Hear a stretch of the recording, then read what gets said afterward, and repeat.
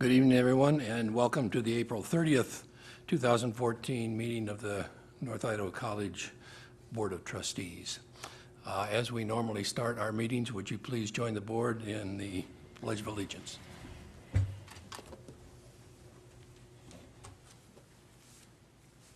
I pledge allegiance to the flag of the United States of America and to the republic for which it stands, one nation, under God, indivisible, with liberty and justice for all.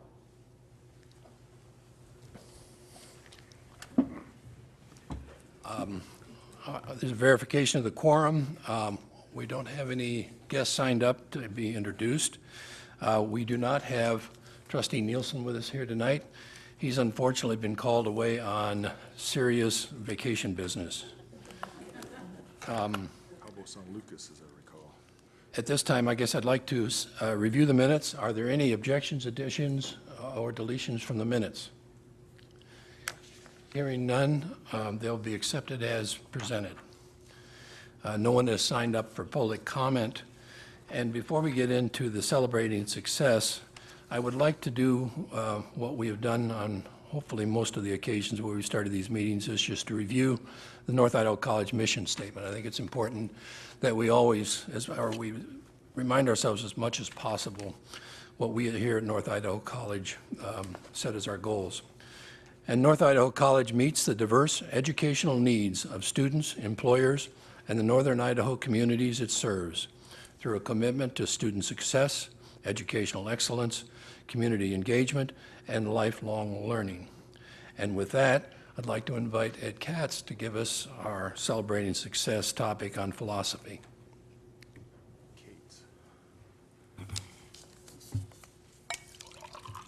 Can everybody hear me? Okay. My name is Ed Cates, and I teach philosophy here at NIC.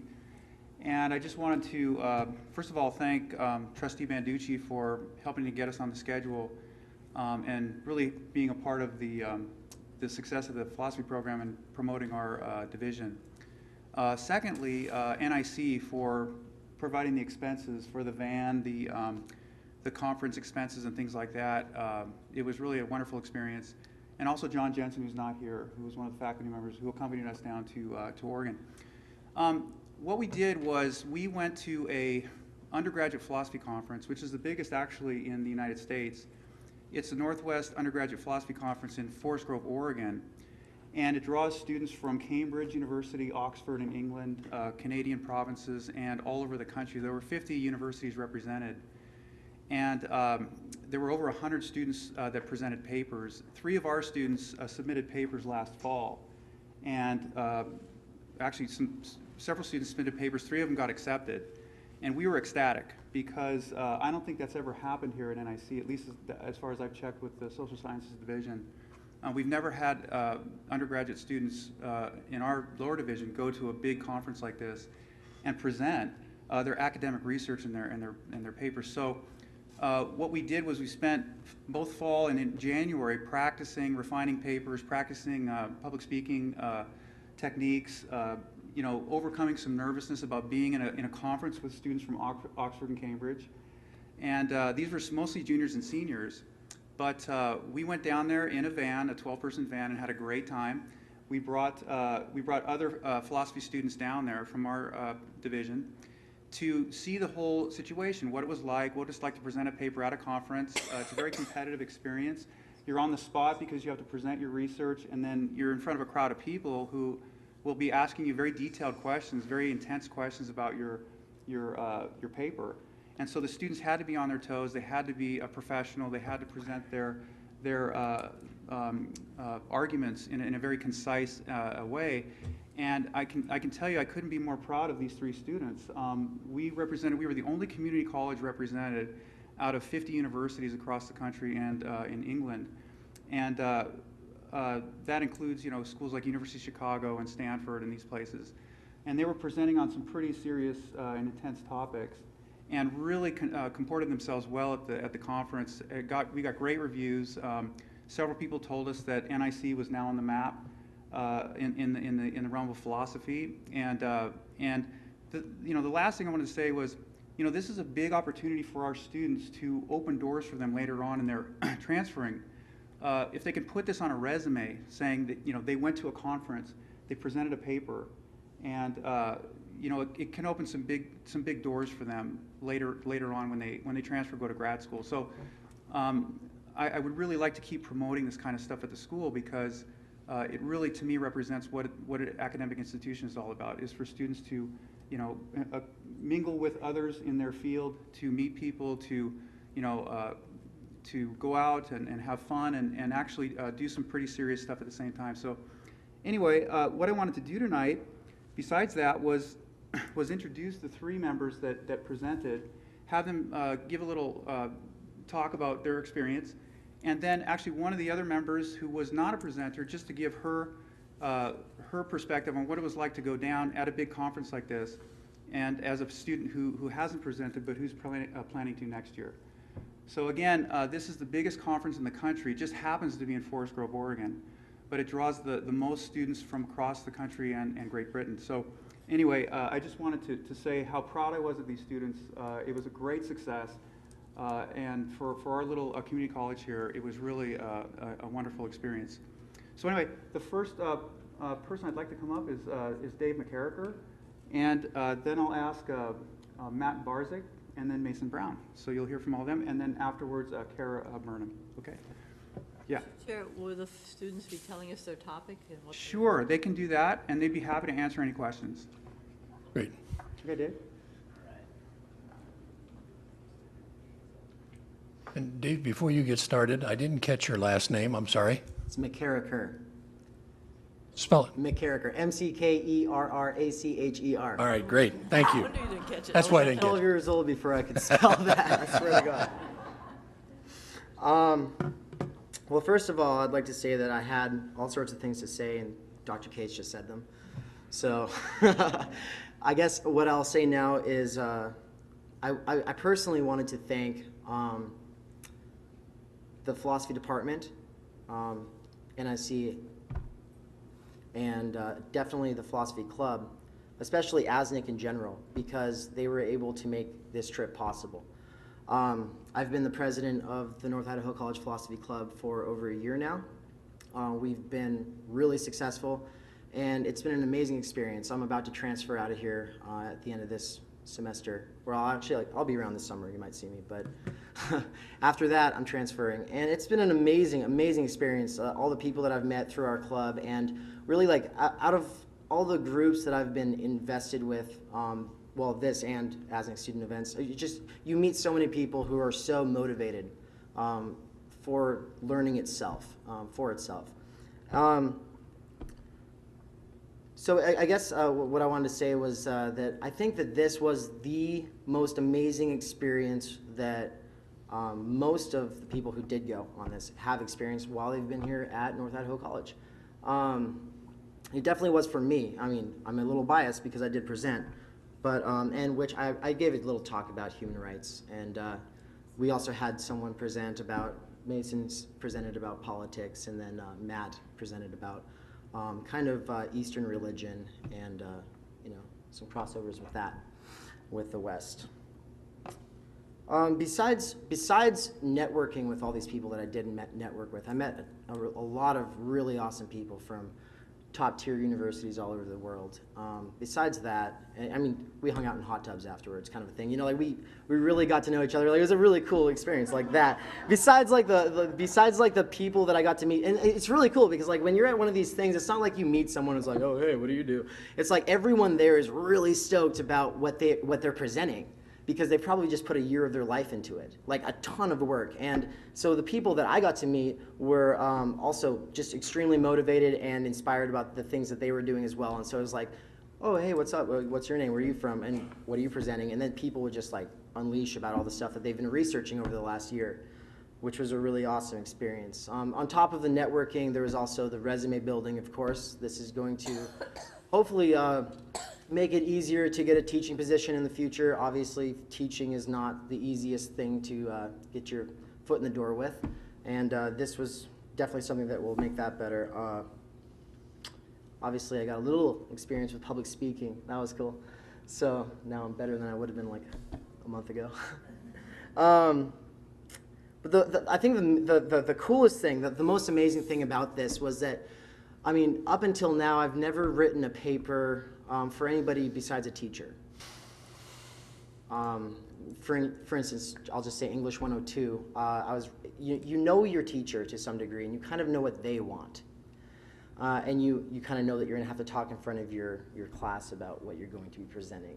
But for me, this was like, oh my gosh, this is not just a multicultural, like universal sort of an audience. It's an audience of blank faces. I have no idea who I'm talking to. And so I had to really work over my paper to make it like comprehensible for like as many people as possible. And it was just like that alone. And the fact that you're going to be being scrutinized or critiqued really makes you amp up your game. And so for me, it was like the most scholarly thing that I've ever done. And hopefully I'll be doing a lot more of that because it definitely inspired me to do a lot more of that. And I want to thank Dr. Cates for having inspired us to do it in the first place, because I wouldn't have done that without him. All of that aside, I think that the coolest thing, besides my personal experiences, was how inspired other people got to do the same as us. It's not just the philosophy department, which itself is like this really broad field, obviously. Pretty much anybody in the humanities that I've spoken to directly has just been so inspired because, like Dr. Cates said, a lot of people didn't realize that they can present at undergrad conferences. And this is cool because now people are more inspired, like people who are majoring in these, or just, they're just doing humanities, like whatever they're doing, a class for it. Now they can gear their final paper towards that if they really wanted to. And I think they should. And there's a lot of people who actually are doing that now. So I know at least 6 people who are already working on their papers to present at conferences, and not just philosophy conferences. So without further ado, I'd like to introduce Mason Brown. Thank you. Oh, I lied. It's Matt. That's Okay. it. Well, that wasn't really a lie. Matt, would you give us your last name too? I missed it. Bozic. You're going to have to help me with it again. ZCZ. Great. Thank you very much. Did you have a good time? As I said, a very good time, and I'd like to thank all of you guys for funding this trip, and I'd like to thank Mr. Cates especially for all the encouragement he has given us. He's definitely one of my favorite teachers in this school. Good. Well, this trip, I'd say, was very amazing. Actually, feeling part of something bigger. Being able to hold toe-to-toe with Ivy League colleges. Actually being able to out-argue on some of their own topics. But this trip, I'd say, was probably the most important thing I've done in my life so far. And it's definitely encouraged a lot of people to do the same. And that's really all I've got to say. Remind us again of your topic, son. Oh, my topic? Yes. Okay. Is a topic on how all the ancient religions share the same base. They share the same set of moral sentiments, and also how music can relate to those. When you got done presenting, there was a question and answer session. Is that how that worked? Yes, there was. Some pretty lively debate. It was the most controversial paper of the whole conference, if I may say so. Yeah. Where other people were questioned for an average of 20 minutes, I was questioned for 45. You're still here. Great. I am. Nice work. I hear. Thank you. Thank you. So now Mason's turn, right? Hello, thank you. First, I'd just like to thank Dr. Cates, because none of us would even know this existed without him. He's definitely one of the most motivating teachers I've ever had. He's one of the most motivating individuals I've ever known in my life, and I was in the Marine Corps for 4 years and did 2 deployments. For me, I will also agree and say this to me, besides some things I did in the Marine Corps, was the biggest accomplishment I've ever done in my entire life. Because it definitely goes against the common theme that Marines are dumb, or something like that, you know what I mean? My topic was politics, how democracies turn into tyrannies. So there's a lot to it, but anyways, yeah, it was pretty cool. One of the most interesting things for me, though, was to have discussions with people from Cambridge University, you know, or Yale, University of Chicago, Virginia, and stuff like that. And the fact that our papers were on par with theirs, if not better. Yeah, yeah, I guess better, in a lot of ways. So I just think this is something that we should definitely continue to do and promote, not just for philosophy, but for anybody, because, academic excellence and, competing at these high levels is really what drives people to do better in their life. And for me, it's definitely catapulted me into a whole different realm of motivation for the rest of my life, and I'm also hoping to teach one day. So this definitely helped me out there, and public speaking and all that kind of stuff. It was interesting, and definitely getting to talk about our philosophy department and the classes we have and what a lot of other colleges have, and kind of compare those. It was interesting. So is there any questions? Judy? What's next for you I'm going to Washington State University in the fall. to study? Philosophy. I'm a philosophy major, so. Yes, Judy, or Christy? Sorry. That's okay. Well, I kind of had a question for all of you. I don't know, all of you have talked about going on, that's fabulous, and you've talked about transferring. I don't know if you're graduating here with a 2-year. If not, you're transferring, but I think that these 3 students, regardless of whether that's a graduation or a transfer, they are the definition of success. And we've talked about this time and time again about our graduation rates and how people like to look at community colleges that they don't always have these high graduation rates, but we look at you and we say this is success. And so we're so proud of you, all of you, and congratulations on your great studies. Mr. Chair. Mason, I've had the privilege of talking to you on several occasions and got to watch you and Dave at a summit not so long ago.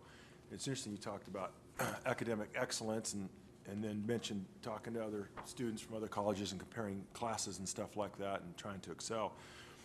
I want to compliment you and some of the others in the philosophy department, because one of the things that you guys have been trying to do is even get additional classes, more difficult, more rigorous classes added to the curriculum here, looking at an eye towards transferability and adding to the core curriculum. And I applaud your enthusiasm and motivation to do that. It takes time, and you've kind of been bucking the system, I think, a little bit trying to get there. So, Yes, sir. We were trying to get modern philosophy and ancient philosophy because it's a requirement, obviously. And instead of a 4-year degree at WSU, I'm going to have to turn it into a 5-year because we don't have those. So, yeah. one of the other things that concerned me, I guess I'll bring it up now, when we talked about the summit, and I was trying to get clarification on this, but my understanding is that you guys tried to reach out to the trustees, and that there might even been some emails sent by Megan McCain a week or so, 8 days prior to the meeting, that we never received. Is that true? You guys were trying to reach out to us and were unable to? Well, Because that concerns me. yeah, maybe we ought to discuss that, then not put him on the spot with regard to this. If there's an issue for us, then we need to discuss that. Oh, That's correct. Yeah. Mason, you and Matt and Dave, I want to thank all of you. When folks like you, students like you, carry the NIC name to other places and represent this college in the way that you have, it reflects well on all of us. And we all appreciate the fact that you've gone out and you've taken the NIC banner and not only advanced your education doing it, but advanced the stature of NIC. And we want to thank all of you for doing that. Thank you very much. Thank you. We still going to have the young lady speaking? Great job, by the way. Hello, my name is Kara. I guess I'm officially the vice president of ASNIC now, because we were inaugurated yesterday. I had the pleasure of sitting on the Philosophy Club Council for the past semester, and I know all of the people in Philosophy Club very well. And while I didn't present at this conference, I would feel so fortunate to have gone. It was such a wonderful experience. And the people that we met there were just fantastic. It was nice to be around all of those people who had a united goal and purpose and passion. And it was an intellectual and inspiring environment, like Dave said. And it has inspired me to be one of the people that he was mentioning who plans on presenting at this conference next year. I feel like we're setting a positive trend in doing this, because I don't feel like anybody anticipated it going so well. It was sort of like, oh yeah, that's something that'd be really excellent if we got the opportunity to present. But I don't think that people realized that it was actually going to happen. It was an amazing experience, and we the people who went and wrote, we were very passionate about it, and they definitely put so much of their hearts into those papers. They were talking and writing about them for months. And there is a huge sense of accomplishment for NIC in general. We do feel like we were able to positively represent our school. And this isn't something that I think is only applicable for philosophy majors either, because some of the people who are presenting, some of the other people who made it into this conference were not philosophy majors. There was a photography major who was accepted. And so it's not entirely just oriented for people who have an interest or have a career goal of philosophy in mind. It's applicable to just about anybody who has an interest in intellectual discussion. And it was amazing to be walking around outside of the conference at the hotel we were staying at, and there was still people having philosophy discussions there. You couldn't go anywhere without hearing about philosophy, and that's really exciting for us, because we can't go anywhere without philosophy anyways. And I just am really glad that we had this opportunity, and I thank NIC for being able to provide us with that opportunity. And I thank Dr. Cates for inspiring all of us. And that's about all I have to say. Thank you very much. I have a quick question. Did you sense that you guys were truly accepted as peers? Oh, yeah, like the people were very inviting, and it was especially at the hotel, as I was referring earlier, people were just talking about their papers, and it was nice to have that base that there was an energy about it that people wanted to share their intellect. And even if people didn't agree with your topics, they were willing to hear you out, and they wanted to hear why you believed what you believed. And I thought we felt accepted. Any other questions? Thank you again.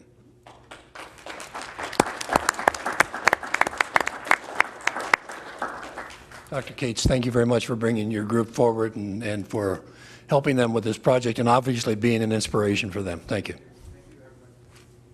Great job. Our next agenda item is report from ASNIC, Benign Achievers. Good evening, Chairman Howard, other board members, Mr. Lyons, Dr. Dunlap, and guests. It's great to be here again.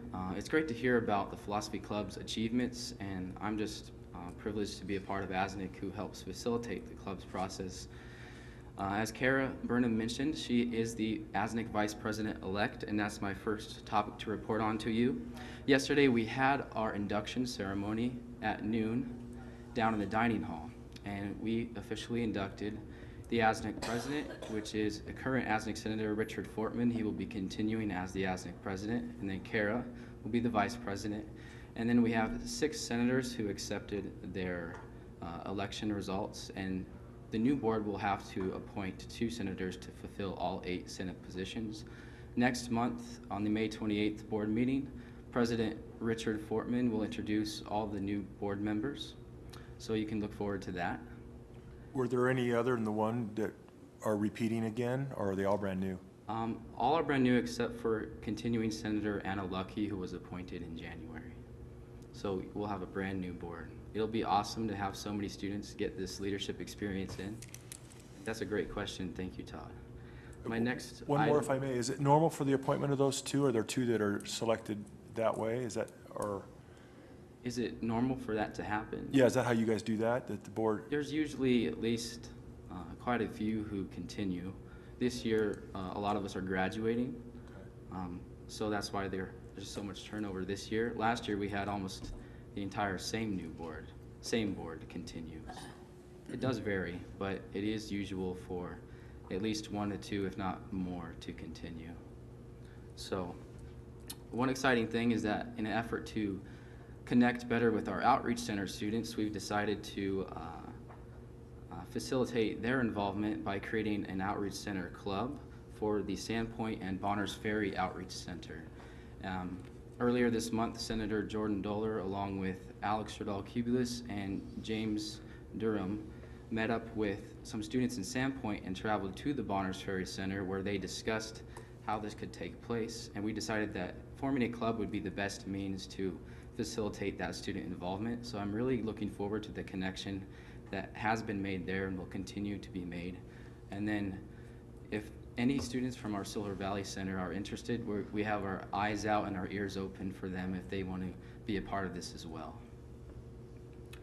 Next month, I will be presenting the Rec Center project to you, and I'm really looking forward to addressing any questions and concerns that you have. I will provide our presentation materials 2 weeks prior to you.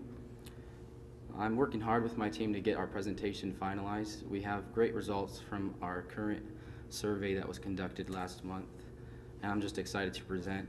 I've talked to a few key employees here at the college about how they feel about the project and how it might affect their departments, including Paul Manzardo, our chair, division chair of PE, Al Williams, our athletic director, and several others, Sarah Smeltzer over in admissions, and how it might affect recruitment and retention. So there are a lot of important people that are being involved in this project. So everything should be straightforward over the next month, and I'm excited to present.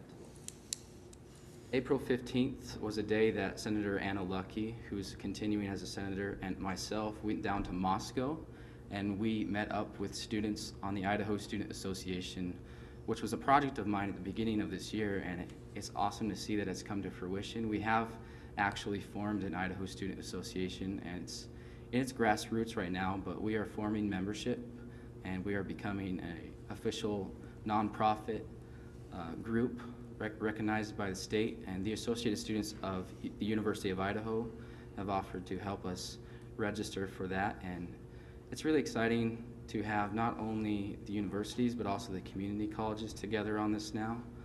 And we've also invited private universities within the state. And it'll be interesting to see how many of the universities and their student associations want to be a part of this, so that we can have a united voice at the legislature and for common themes throughout higher education.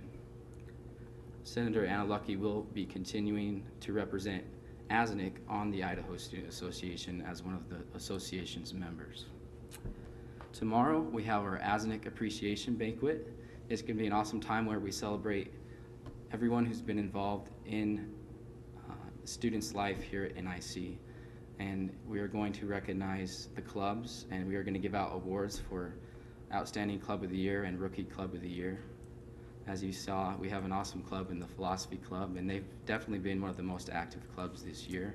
I'm really looking forward to getting together with other students, faculty and staff, and even yourselves if you're able to attend tomorrow. That's going to be from 5 to 7 right here in the Coeur d'Alene Lake Room.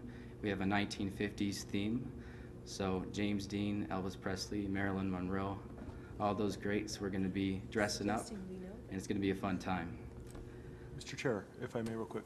Benai, I know we've had tremendous growth in our number of clubs. Do you have an idea approximately how many clubs we have now? Yes, right now, as of today, we have 30 active clubs. Is there more to your report? I'm Yes. sorry for the interruption. Just a couple more, Sure. Thank you. Senator Anna Lucky and I put together an end-of-the-year report from ASNIC that will be sent out to students first thing in the morning. I finalized it today, and we have our introductions of the new board members. We say some goodbyes from those of us who are moving on, including myself, and then we also highlight the Outreach Center Club. So that'll be nice for other students who might not know about that to be informed and to get connected with ASNIC. And then tomorrow morning, our Outdoor Pursuits program is taking off to Cannon Beach, Oregon for a surf trip. Jacob Rothrock, one of the coordinators, is leading that trip, and it should be a great time for all those students who signed up. So that concludes my report, and I'll stand for any other questions. Any questions? Christy? So Benaiah, is next month will be your last report? Yes, to us? this is my last official report, and I'll be here volunteering my time next month for the Rec Center project presentation. I see. Well, it's going to be very difficult to say goodbye to you. It always is. We just get attached to the student leadership, and then they graduate. That's what we're supposed to do here, though, right? Where's he So- headed next? Yeah, where are you headed? I'm heading to the University of Idaho, and I'm getting my Associates in General Studies here. Graduation is on May 16th, and I'll be studying Spanish and Latin American Studies.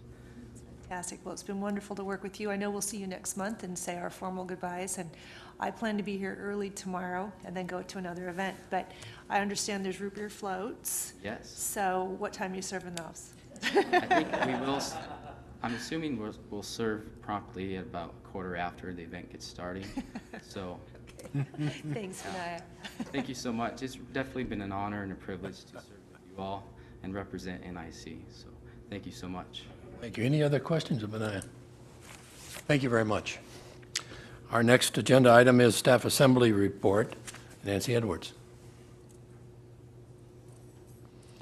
Thank you, Chairman Howard, Board of Trustees, President Dunlap. Good evening, everyone.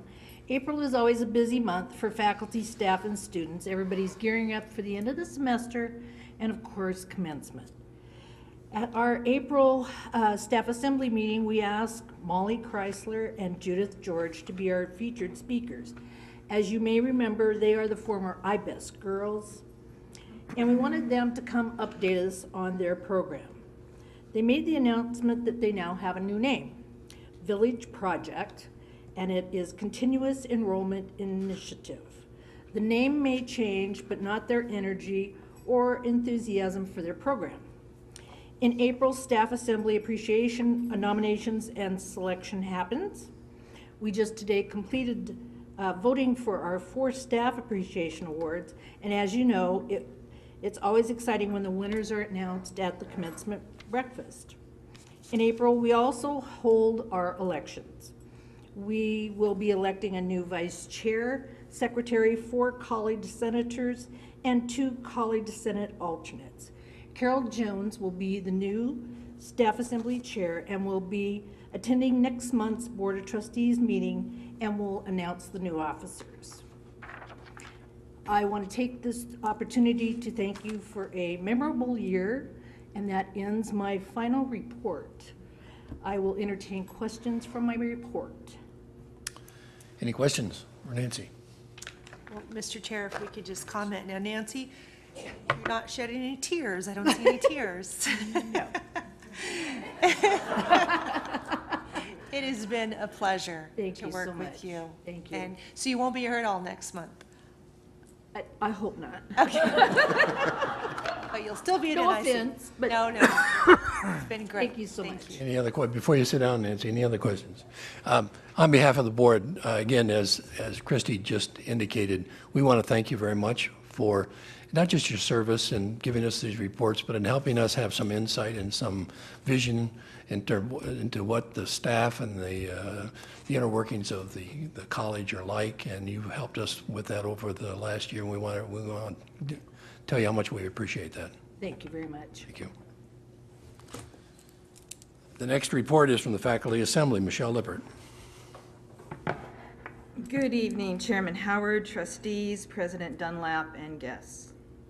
This is my last report before you. At our last Faculty Assembly meeting, we elected new officers.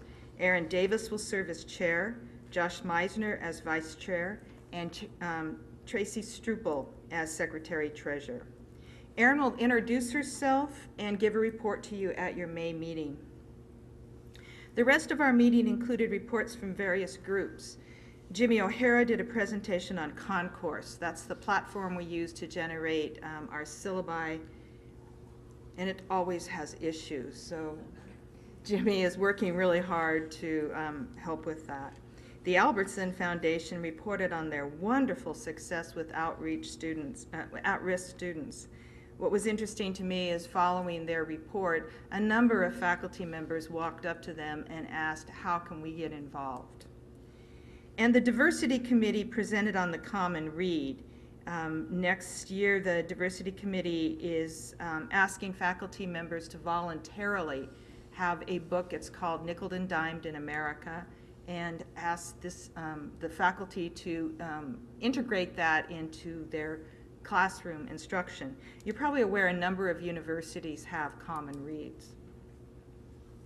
At our next meeting, we'll be electing our senators. In looking back over our year, I would characterize it as very challenging. I would like to point out some aspects that could be viewed in a positive light. First, I'd like to thank the board for taking a position against guns on campus. Regardless of the legislature's decision, it was nice to know that you have our best interests and that of our students in mind. Thank you for that. I would also like to thank you for your vote to switch from SWAC to NWAC. I know you took a lot of heat for that choice, but then again, that's why you get the big bucks. And then there was the tenure issue. While it created a great deal of angst, one thing it did do was unite the faculty. In my 18 years here, I have never seen such attendance at assembly meetings as we had this year. We appreciate the opportunity you gave us to educate the board and the public as to the benefits that tenure brings to the college. And that is my report. Are there any questions? Any questions? Christy? So Michelle, what are you going to do for committee work now? Well, actually, I remain on the executive committee. Okay. And I'm on 2 faculty evaluation teams, and that will continue, so. Great. Well, Yeah. It's been a pleasure to serve with you, so thank you for all that you've done all year. Thank you. Say Nancy looked like she had a sigh of relief that she's stepping down and she'll have more time in her life. But I suspect you're not going to have more time. Congratulations, I saw you and your husband were both nominated for as delegation members, and then I think you both are running for office. So you guys got primaries and general elections coming up. So you guys will probably be pretty busy. Yeah, but, you know, mostly I'm going to play with my grandson, so. Any other questions or comments? Before you sit down, Michelle, again, let me extend to you our thanks. I think that all of you, in giving your constituent reports, sometimes don't realize how important it is for us as trustees to be kept in touch with the college through your eyes. And these reports are valuable to us as we go on, and the fact that you put so much time into making sure that we get information that we need is really appreciated, and I want to make sure that you all are aware of the gratitude that we have for the efforts that you put into this. Thank you very much. Well, and thank you for all the work you do for the college. I actually know what kind of work it takes to be a trustee, so thank you for that. Thanks, Michelle. Thank you. Our next constituent report is the Senate. Audrey Bourne. Audrey? Good evening, Chairman Howard, members of the board, President Dunlap.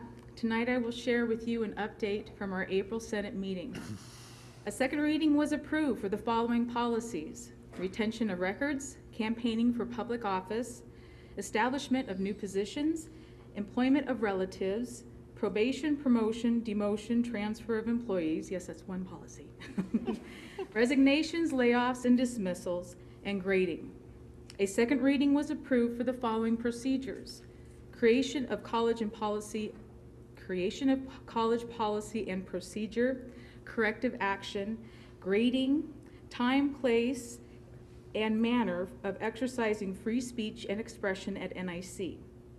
These documents have been forwarded to the President's Cabinet for review.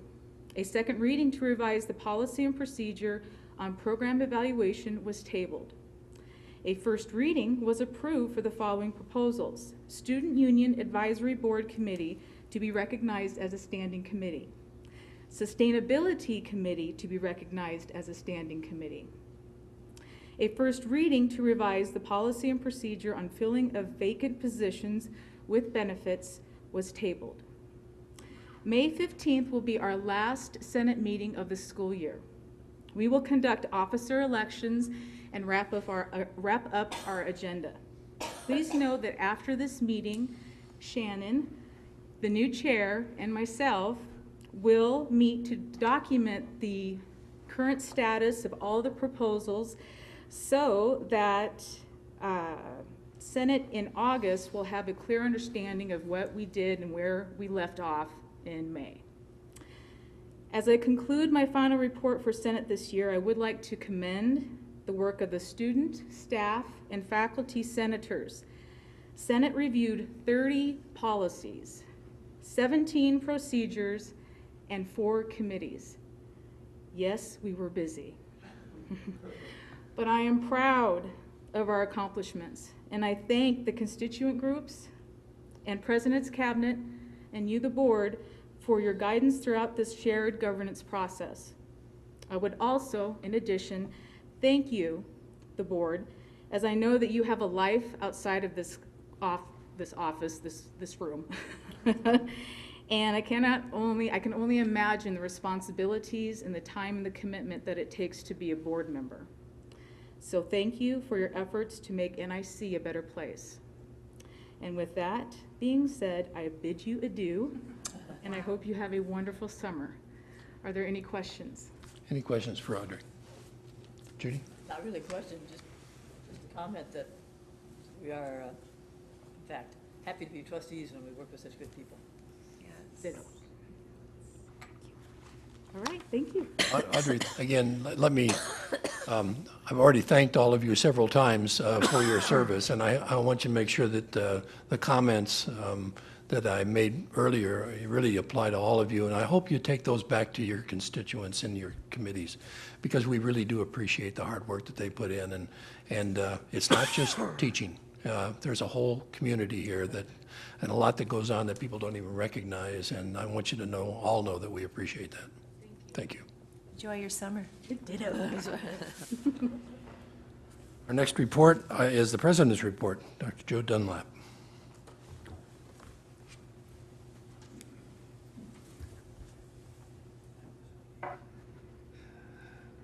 Mr. Chair, board members and colleagues, good evening. This evening I'd like to recognize several of our employees. And the first thing I want to do is thank our constituent leaders for all their hard work. As you've heard about the policies they've reviewed, about the projects they've been involved in, they have worked very, very hard. Benaya, Nancy, Audrey, and Michelle, thank you so much. It has been a pleasure for me to work with you, a complete joy, and I am very proud of the shared governance practices that we have at this college and the important role that all of you play in that. So thank you very, very much. I really appreciate that. On Monday night, we had a huge contingent attend the Human Rights Banquet here in Coeur d'Alene. And I would like to congratulate Tony Stewart and the chair of the Human Rights Task Force, Christy Wood, for the absolutely splendid 17th annual banquet.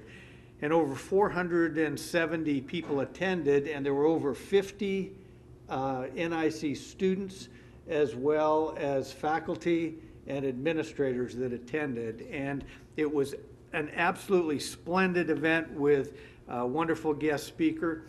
And I also want to recognize our students, Heather Erickson and Josh was there, that received an award for our Footsteps program from the Human Rights Task Force. And that award was for Footsteps, which is a program that is developed by students and is for students in the community to raise awareness about social justice issues. And so Josh and Heather's not here, but great job on behalf of all of the students, and we're very proud of the work that you've done. I'm going to embarrass somebody tonight. She has worked here for 30 years at the college and is retiring at the end of this year and just happens to be here tonight. So Michelle Jardy, who has been a divisional chair and in charge of our skills center and a leader with the faculty. Michelle, thank you for your service to the college. Tomorrow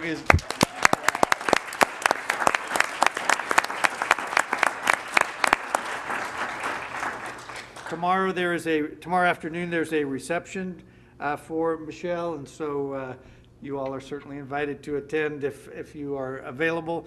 And Michelle, we wish you the very, very best in retirement, and thank you for your service.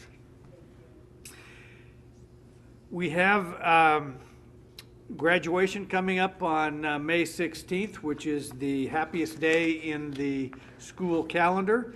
And I don't know if it's the happiest day for the students or the happiest day for the faculty, but nonetheless, it's a great day for celebration, and we are very much looking forward to that event. I want to recognize Max Mendez and Terry Jones, as well as Evanline Tallow. Last night on campus, there was a tribute to Mildred Bailey, who in the 1930s was probably one of the first women to sing with the big bands. She's a member of the Coeur d'Alene tribe. She was a member of the Coeur d'Alene tribe. And Julia Keefe, who's a member of the Nez Perce tribe, did that tribute for her. And Julia is a professional singer from Los Angeles. She came up and was accompanied by our choral group and also by our jazz ensemble. And it was a fabulous event. And as you know, we have a very strong relationship with the Coeur d'Alene tribe, and our Association for American Indian Students last night presented $7,000 to the foundation for scholarships that they had raised, and that was done in part with a reception for Julia Keefe. And so that was just an absolutely wonderful event. When we began our Aerospace Center of Excellence, we had received a substantial donation of materials from Lockheed Martin.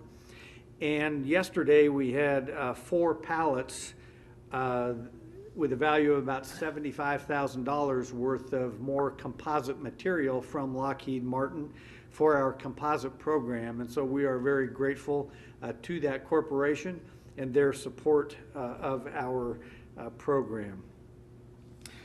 Also, tomorrow night, the Chamber is sponsoring a primary, and I don't know if I'd call it a debate, but a primary forum, there you go, on campus in Schuler Auditorium. Mark Browning, our own Mark Browning, will be moderating that discussion.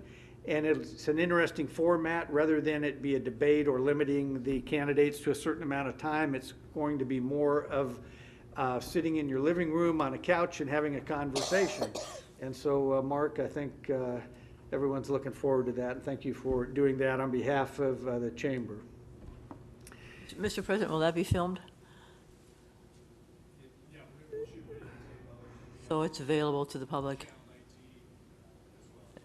Thank you. Yeah, because some of us are going to be partying with ASNIC. A couple announcements related to our Alumni Association.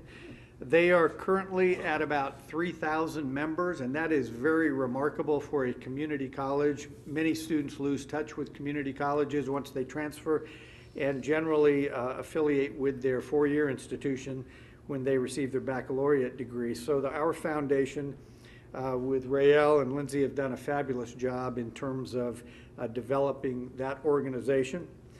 And in addition, last month, or actually mid this month, they had a telethon and reached out to 2,200 friends and alumni and are way ahead of our financial goals for scholarships for students and have done a very good job. So Rael, on behalf of the college and our students, thank you. And we appreciate the work your folks are doing for our students. I had intended to give you an update on the CTE facility. However, I've emailed out a progress report to you, but very succinctly, by the end of June, it is our intent to have the square footage defined, the cost defined, and possible locations identified based on different configurations to present to the board. And in addition, as you're all aware, we have discussed financing options for that facility this month. And we have also gone through and done a facility assessment of many of our career and technical facilities on campus. And then Dave Teeter and his crew have trained 2 of our administrators to be able to do those types of assessments so that in the future we can stay on top of that. And Mr. Chair, that concludes my report. Questions, Todd? Yeah, and I don't know, Joe, if you were going to mention this, or maybe Ken was, but you were mentioning our relationship with the tribe. May want to just mention the fact that we hosted them. I know I was with them that whole morning, and we had lunch with them. And yeah, you bet. Or we did a great job, by the way. Our people, our young people, especially over the Meyer Health Center, the nursing program, they were outstanding. Yeah, you bet. I was remiss in not mentioning that. The Coeur d'Alene Tribe Council was here and spent several hours on a tour of campus, and then had a luncheon, which the trustees attended. And I think it was a very heartfelt event. And as you are all well aware, the Coeur d'Alene Tribe is absolutely committed to education, and over the last 20 years has contributed over $21 million to educational institutions and initiatives throughout the northern part of Idaho primarily. And so you're right, that it was a very good tour, and I appreciate all of your participation in that. It was a nice follow-up to the meeting we'd had down there to rekindle a couple of acquaintances we'd made. Judy? And to follow up on that, I think one of our goals was to be sure we were providing the services that the Coeur d'Alene Tribe was needing and suggesting. And over the years, their enrollment has increased, as I understand it. About how much? We have right at 200 American Indian students at North Idaho College. Now, they aren't all from the Coeur d'Alene Tribe, but the preponderance of them are. And so that relationship has grown much tighter. We have an American Indian Studies program. We also have a multicultural advisor, and her primary responsibility is to the Coeur d'Alene Tribe and those students. And I think we are seeing a much higher level of attainment and persistence by those students based on the efforts of student services and instruction. And so I feel very good that with the care that we have been entrusted for those students. And I think that was my point years ago, that was not very successful, and it's good that it is. Bravo. Any other comments or questions, President? Thank you very much. Thank you, Mr. Chair. Our next agenda item is old business, and the agenda item dealt with the live broadcast of board meetings, but I understand there's been some We're going to speak to it, arrangement sir. there. Please. Yep. Andy and I will be fairly quick. Let's have one. Andy, do you have something you want to start with, or should I just go after it? Chairman, or Trustee Banducci, Chairman Howard, Mr. President. I met last week with Mayor Ron Jacobson of the City of Post Falls and Kit Hofer, who is the,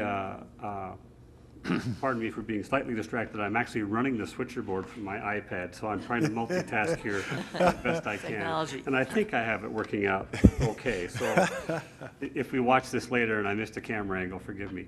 However, I did meet with Kit Hofer, who's the PR person for the City of Post Falls, and the mayor. And just to clarify a little bit about how Post Falls works, they have their own mission statement regarding how they do PEG programming. They like to call themselves the G in programming. So they pretty much just do government. They don't do a whole lot of anything else. But what I was misunderstood about Kit Hofer is that the television function of her job is only 15%. Everything else is related to the PR operations of the City of Post Falls. So when we send programming up to our FTP server, they're trying to work that into their schedule to get it online. However, during the course of our meeting, we caught up on some conversations that I should have had with them several weeks prior when discussing going live on television for the City of Post Falls. I was making many assumptions based on my relationship with the City of Coeur d'Alene. They have exactly the same equipment, they are a PEG channel, and I made a lot of bad assumptions. After meeting with Kit Hofer and the mayor of Post Falls, Mayor Jacobson and Kit kind of jointly decided that this really isn't a good practice that they want to jump into at the moment. And really, it's for one item. I believe there's a letter in your packets that Actually, it explains should be that. just on the table. Let him finish, please.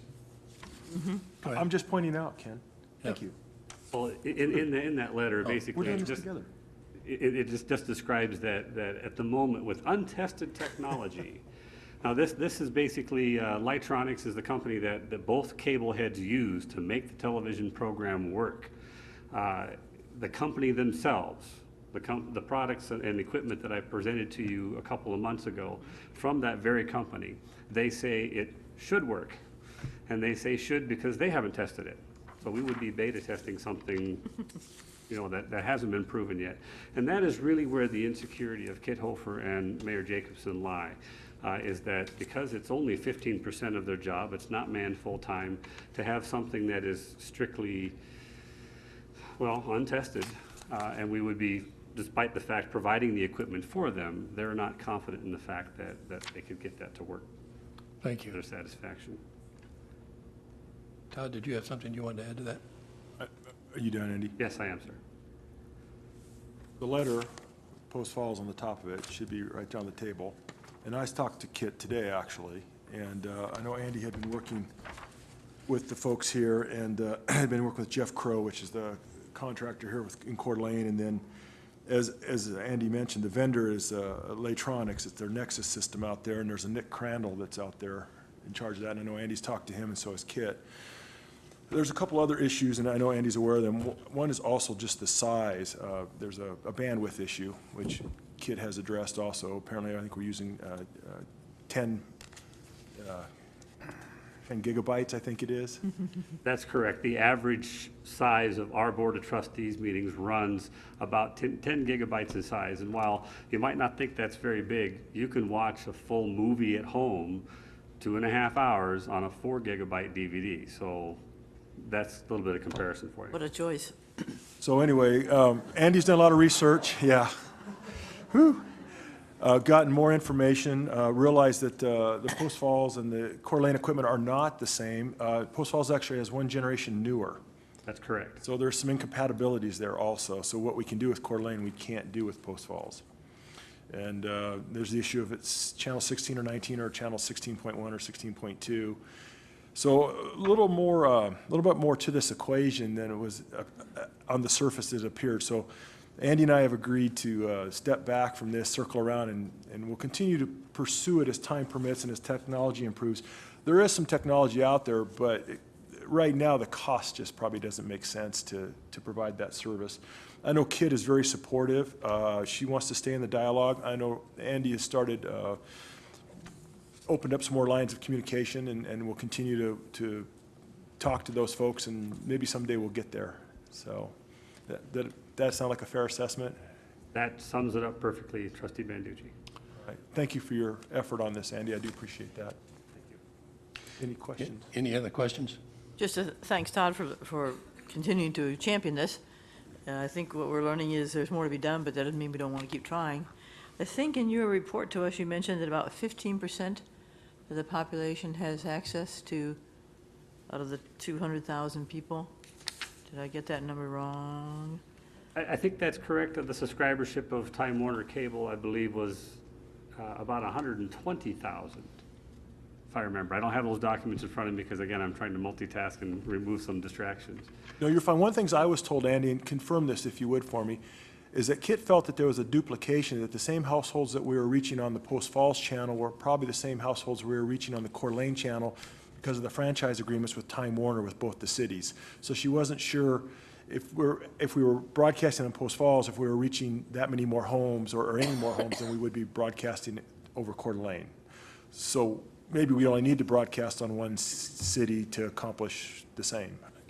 That's correct. If Change the I paradigm. may clarify that, initially when the franchise agreements were given, Post Falls was given a channel and Coeur d'Alene was given a channel, and they were going to actually segregate the viewership slightly by having the pool of citizens within the Post Falls and Rathdrum area view one channel, and the citizens in the Coeur d'Alene and Hayden area view yet another channel. They decided that that was more work for them than it was worth, and so they just left it wide open. So yes, channel 13 or channel 19 or 16.1, 16.2, depending how you're hooked up at home, is viewable by all of the viewers that subscribe to Time Warner Cable in the Kootenai County area. Go ahead, Todd. I'm sorry, one more thing, and Andy, clarify for me. If I understood Kit also, inside the franchise agreements in both Coeur d'Alene and Post Falls, there is an educational channel that has been reserved, but at least in Post Falls, it's not being utilized. So one of the things that Kit mentioned to me is if multiple educational institutions wanted to go in together and co-op, that we could gain access to that channel and control it ourselves. But the caveat to that would be is we'd have to buy equipment, staff it up, and do that sort of thing. But there is a channel we could have access to if the entire, education corridor here wanted to pitch in and do it together or in this area. Does that sound right? That's correct, Chairman, if I may. The franchise agreements between the two cities are unique to the cities themselves. It's a negotiation that the cities enter into with the cable companies, depending on who's currently running them, and they make their own agreements.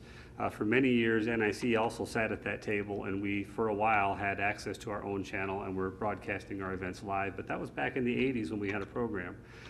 Because things have changed since then, we don't have direct access that way. However, the city of Coeur d'Alene does. They have a second channel, but as I'm understanding the franchise agreement for the city of Coeur d'Alene, we need to have 24 hours of unique programming on the first channel before we can light off the second. That is not true for the city of Post Falls. That channel is reserved and they may light it up at any time that they choose. So if that clarifies a bit, there are distinct differences between the agreements between the two cities. So potential possibilities to consider. Yes. Any other questions or comments? Judy? you Just to have- come back, I did find the number, Andy, that we're working on. Current subscribers of Time Warner customers, 20,000 out of 120. That's Like you correct. said, so we're at about 16%. But I'm also hearing you say some of that is duplicating what people have access to through the Coeur d'Alene channel. Channel 19 and Channel 13, or again 16.2 and 16.1 respectively, offer their own unique programming. However, again, everyone in that viewership can see both channels. So if they choose to see our Board of Trustees meetings and it's not currently available on the Post Falls channel, they can watch it on the Coeur d'Alene channel and vice versa, provided that programming has been duplicated. Again, they program to their own schedules and choose when our programs appear on their station. Thank you. Yeah, thank you very much for that. The bottom line to all this is we have no motion, we have nothing to decide. Do I have that right? Yes, sir. Just We're being just putting it withdrawn? on hold for now. Well- We just researched it. Right. I guess I just want to make sure that we understand that if it's brought back, it would be brought back through some kind of an additional motion or a new motion so that we can consider it, because we haven't even decided as a board yet whether or not we want to go live. And that would have to be decided along with whatever new information you bring along. So thank you very much. Thank you.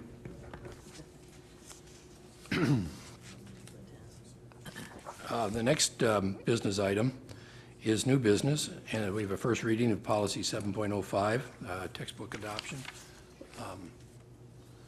Vice President Lita Burns.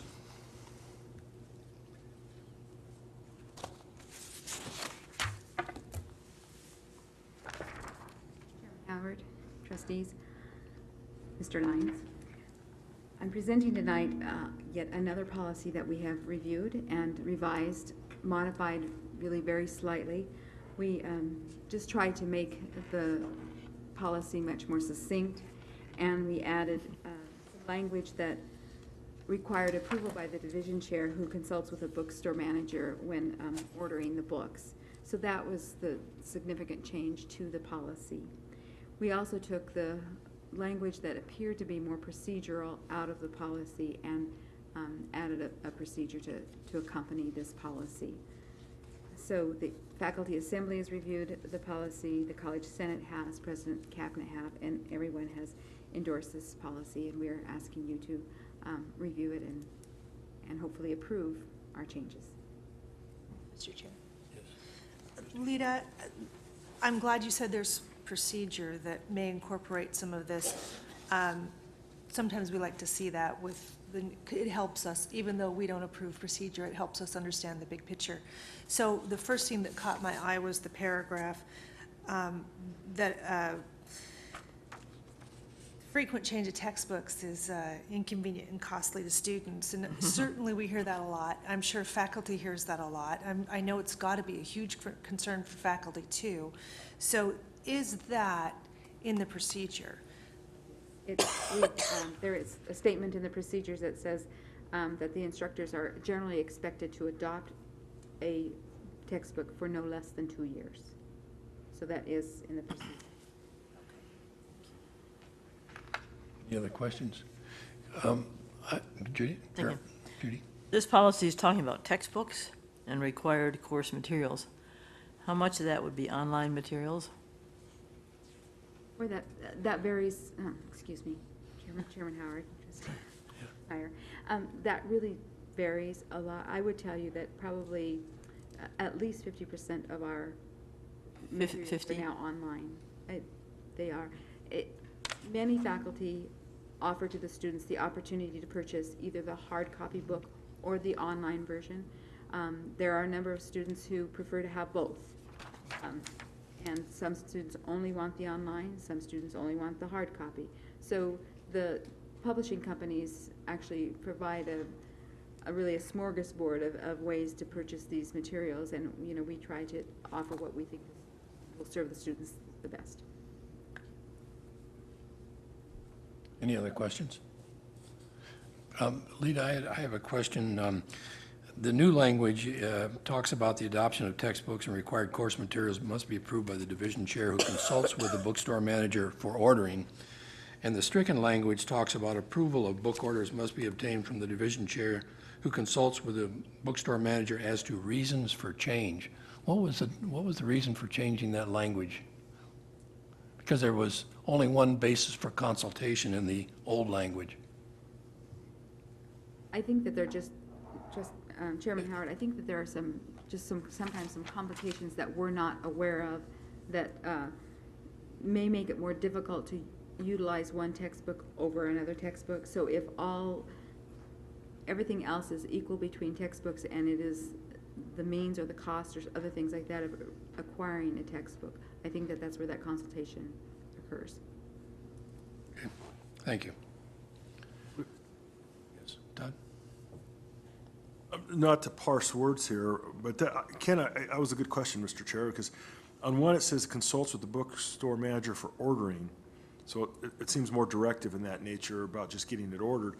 And what was stricken, it says consulting with them as to the reasons for the change. So I gather there was some sort of input from the bookstore manager and it had to be some sort of justification or rationale for the change. So to me, it looks like the involvement of the bookstore manager has changed a little bit. Am I misreading that?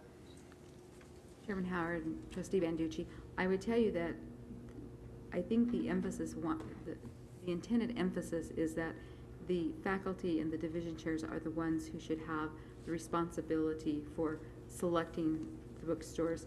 And if it involves something that is related to the ordering or the acquisition of the book, then certainly we want the consultation of the bookstore manager.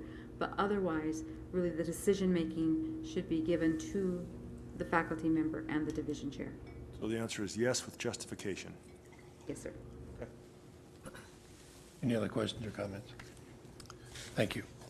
The next tab is yours also, and that's tab 3 on new business, approval of tenure for academic year 2014-15.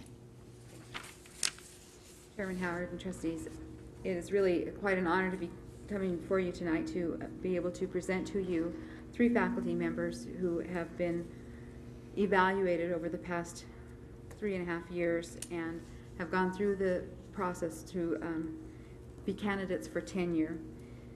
These faculty members have put together their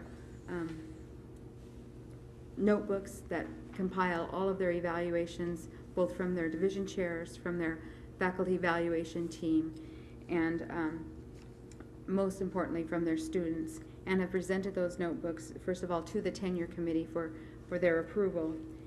After the tenure committee approved these faculty members, the notebooks were given to me, and I reviewed the notebooks very thoroughly myself and have recommended to the president that the 3 faculty members be approved for tenure. So it is now at the point that we are bringing these tenure candidates before you, the board, who have the final decision-making on this. And I'd like to state their names, and then I'll allow you to ask me any questions. And then at the end, I would like to introduce the faculty members. So the first one is Michelle Gailey. She teaches in the College Skills Center. The second one, Eric Mack. He's a math instructor. And third, Peggy Wasserman, who is a nursing faculty member. So with that, I would request that approval for these tenured candidates. Do we have a motion? Yeah. Christie. Mr. Chair, I'd make a motion to approve tenure for the 3 candidates presented by Dr. Lita Burns. We've certainly had plenty of time to vet this, and I think it's a thorough process, a good process, and it's such a celebratory thing. So that's my motion. It's great. Second? Meyer seconds it. Any discussion on the motion? Quick review with the anointment of tenure, you commented there's no financial impact. No, there is not.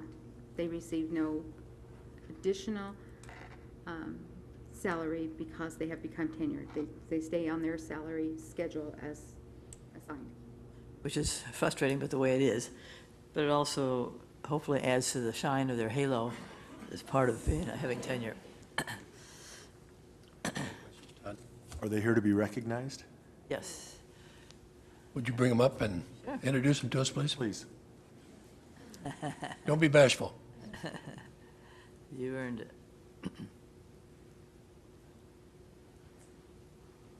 I would like to present to you Eric Mack, Michelle Gailey, and Peggy Wasserman. Thank you. Well, with you standing up there, are there any more questions or discussion on the motion? Just an observation that I know Peggy's headed off to Nicaragua next 2 weeks or so. So just having tenure doesn't diminish all the various things that I know for Peggy, but all of you are doing, and thank you. It isn't just gaining tenure, it's all the things that go with it. I actually do have one comment. I want to say one thing. Eric, way to stick with it. Thank you. If there is no more discussion or comments, I'll call for a vote. All in favor of the motion? Aye. Aye. Any opposed? And I'll add my aye to that. And congratulations to all of you for tenure.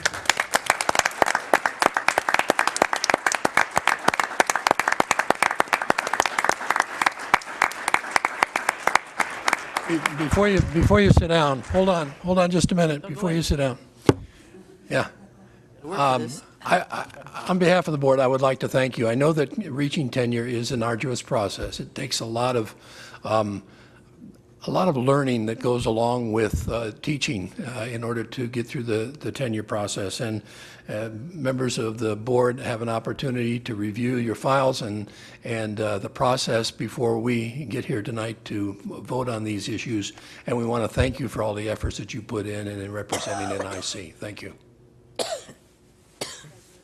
Well, let's move on to the next tab item, which is discussion of weapons on campus and a policy that we need to adjust given the recent legislation.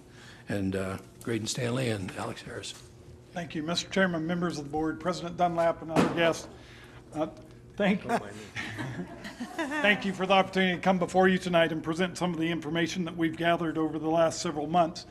As you would know, we've been quite busy talking to a number of entities here in the community with the state board across the state, our partners in higher education, and gathered a lot of information that we're pleased to present to you tonight as some options for you to consider. So I would like to introduce to you my trusted colleague, Alex Harris, who has a responsibility for security here on campus and student conduct and has done a lot of that work.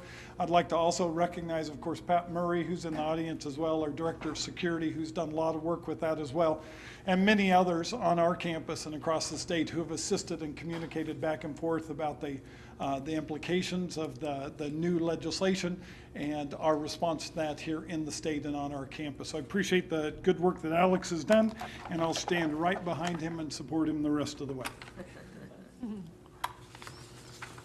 Thanks, Graydon. Chairman Howard, President Dunlap, members of the board. We talked about what to talk about tonight, and there's so many different ways to go. But one of the things that we're looking for in the discussion, as you could probably see in the tab, is that we're not necessarily looking for any action at this time, but some guidance on where to go with this. So many questions come up when we talk about this. The first questions that seem to come up are, what are we going to do with our policy? There's many options for that. Some of us have looked to recent state board meetings where they've put forth for their first reading a policy. Others look to what other institutions have done in states where there's similar legislation has passed. And then I've looked at what we would need to do to simply alter our current policy. So there's all different directions to go there. Looking for some guidance on that. I know that I think in your book, we provided the copy of the legislation and then a copy of the state board's policy that passed for a first reading. And so I would like, if there are questions, I know Mark Lyons and his colleagues, and we've met to talk about many things, legal implications for these questions. So I think we'll start with that, with questions. Any questions? Yes. Christian? Alex?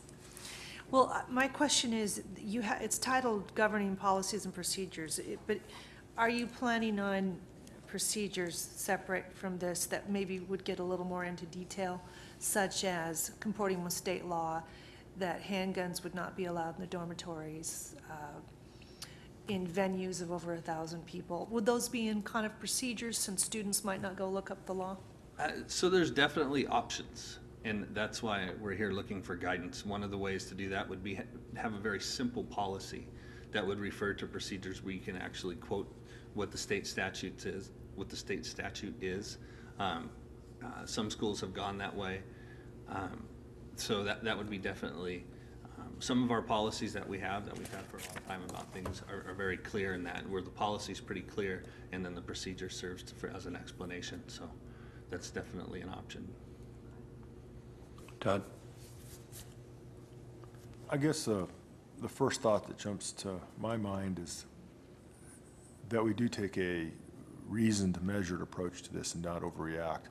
I like the concept of keeping it simple, and there are a number of states and colleges that have dealt with this for years and years and years, and many without incident. And so I think we don't have to overreact to it. And I found it interesting that the State Board of Education's statement basically said, we'll follow the state law. And that's definitely an option, yeah. Let me, I guess maybe less by way of a question and more by way of some discussion. It's my hope, quite frankly, as we get into the developing this policy, yes, we'd like to keep it simple, but it was simple. No guns on campus. And the legislature has complicated that. They've complicated it by creating two precise classes of permit carriers that can come on campus, and those are two classes only. And those are the enhanced carry and the law enforcement licenses. The difficulty I see for you in the future is being able to distinguish between those who come on campus with those permits and those that have other permits or other statutory or non-statutory, maybe common law rights that they're pursuing. And what do you do about that? How do you, not only how do you enforce it, but what is the enforcement?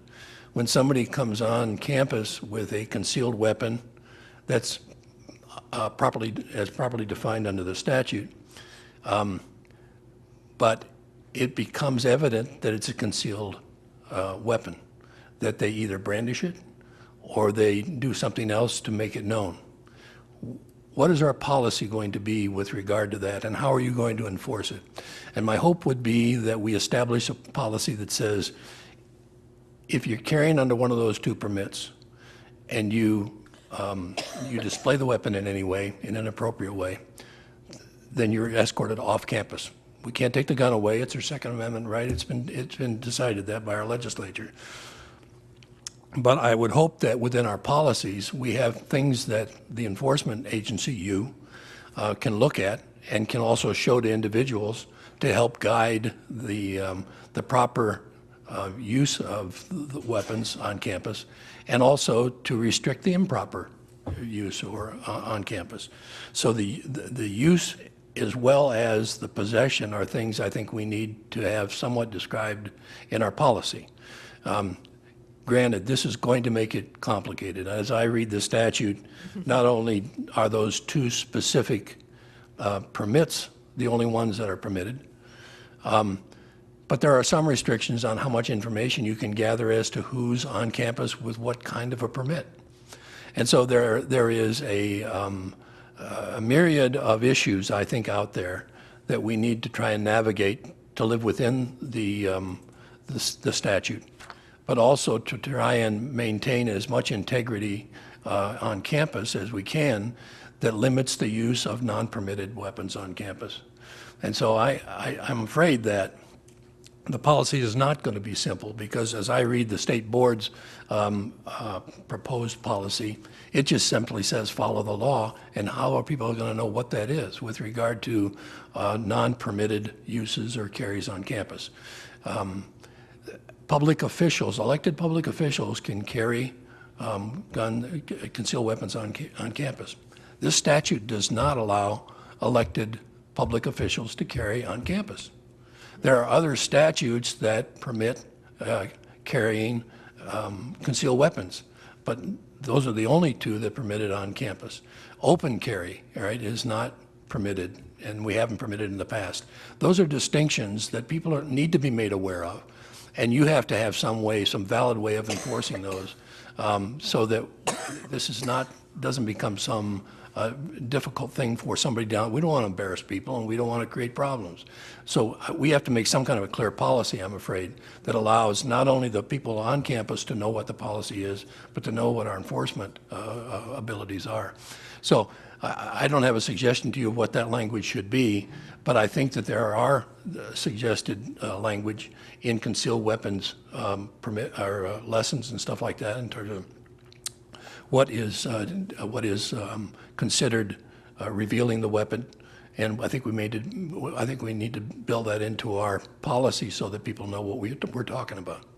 Chairman, those are all the things I've been immersed in for a while now, and there's a couple different ways that we hope to go at it.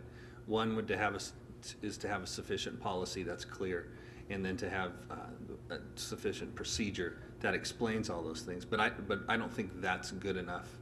Because of the amount of questions it raised, and you've raised just probably 3 or 4 of the 150 that have been asked of me.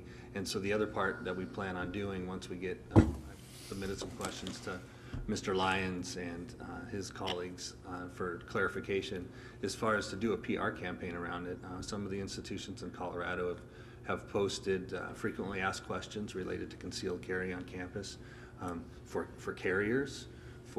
They don't have a distinction between enhanced and non-enhanced, but so we're looking into getting answers for all those questions to make it very clear. So I don't think it's just a matter of making it a very clear, complicated policy or making it a simple policy or all that, but there's a lot of PR that goes around it. So those questions that you asked and raised, and as far as clarifying that, are the things that we're ready to move forward with when we have some clarification. Mr. Chair? You can tell that Chairman Howard's thought about this a little bit. This was part of an extended discussion we had over lunch on Monday, and we have differing views and opinions on this topic, but we agree to disagree. I would still, again, stress common sense, because we got into a different chain of discussion of different scenarios. And what does that mean to brandish? I can pocket carry, I can shoulder carry, I can back carry and holster carry on my belt. If I take my jacket and fluff it, if you see the gun, am I brandishing it? Am I brandishing it? If I take my coat off, because I'm sitting here, nobody can see the gun, but it's exposed. Okay? Common sense, because we could start creating a problem for people when they really have done nothing and it was nothing intentional. You know, people say, oh, I saw a gun, and they call the police. Well, if I'm on campus and I'm legal, someone saw my gun because my jacket flipped open. So, again, I just stress that it could get kind of ridiculous if we're not careful. Yeah, in the research I've done, those questions, in fact, are answered in a lot of the things about definitions of brandishing. That difference is different by which state you go to. So those are some of the questions. Definition of concealed, period. Idaho's pretty vague on that, on what concealed is. So there is a long list of questions, and I defer to Mr. Lyons there to be the interpret what those are. Every time we talk, the list gets longer. But yeah, difficult and hard to understand processes isn't what we're looking for anyways, because that takes time. And if we're responding in an emergency, or if someone talks about a gun on campus, distinguishing if there's a threat or not, if you have a lot of things to go through, and that can affect it in a negative way too. So. Are you, Mr. Chair? No, go ahead, Christina. I got a question. Well, we've talked about policy and procedure, and then there's best practices. I foresee an increase in calls for service for local law enforcement, and not just about whether it's a brandishing situation, which in some person's viewpoint, just opening your jacket is actually frightening to people. And in your viewpoint, maybe it's a very innocent thing. We're gonna have to work our way through a lot of that. Law enforcement wouldn't have the authority to act on policy issues. I'm not telling anything you don't know, but I have a feeling we're gonna be called here a lot to deal with not only those kind of instances, but also a lot of theft reports, lost weapons, somebody left it in the car, and now we're dealing with this and this and this. And so, this board, as a majority, Mr. Manducci, he had a different opinion, but as a majority, the board really didn't want to see us go this direction, but we're here. And so it's going to be difficult sorting our way through it. I've always wanted to support armed security. That's as far as I wanted to go, and armed retired law enforcement. But here we are. So as we talk about policy and procedure, maybe we could kind of incorporate a little bit of practices as well, since I see that you're going to be the liaison to local law enforcement. Yes. Was there a question there? No, Or a comment. rambling. Yeah. Empathy. Todd? Alex, timeline's rather constricted. Law takes effect the 1st of July, so I'm guessing we're going to need to make a motion and vote on something in the meeting in June. So are you going to try to have something to us for review for a first reading for the May meeting? Possibly. It depends on the guidance. I mean, if that's what you guys want me to bring forth and we agree on. Well, if we don't have a policy, then people can just carry on the 1st. There's some different strategies we can take with that. One of the issues is we only have one more meeting as Senate, and that a policy has to be vetted through Senate first before it's passed on to the president and then to the board. So that creates some of the issues, and it's up to the Senate if they pass it on a first reading alone. But there are I've talked to Mr. Lyons, if you want to explain anything further than that, or there are some options. Obviously, we have to comply by state law July 1, no matter what. But that doesn't necessarily mean we get the policy through the process by then. No, that's okay. I was just kind of curious what your timeline, what you were thinking was reasonable and feasible.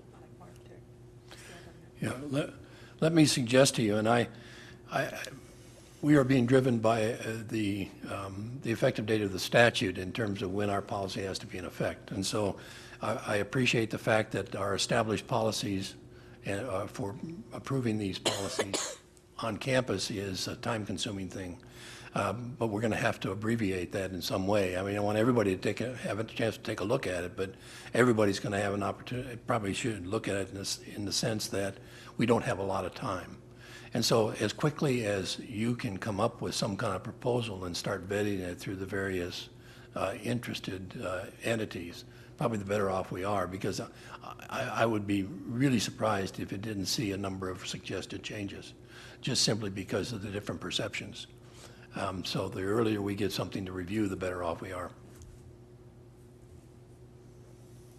And Yeah, please. That was subtle, wasn't it?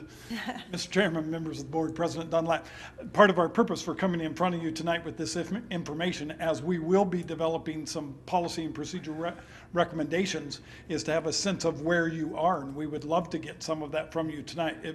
I would not like us to be at a point where we develop policy and procedure that's not at all what you support. And so in terms of bringing that forward then in June,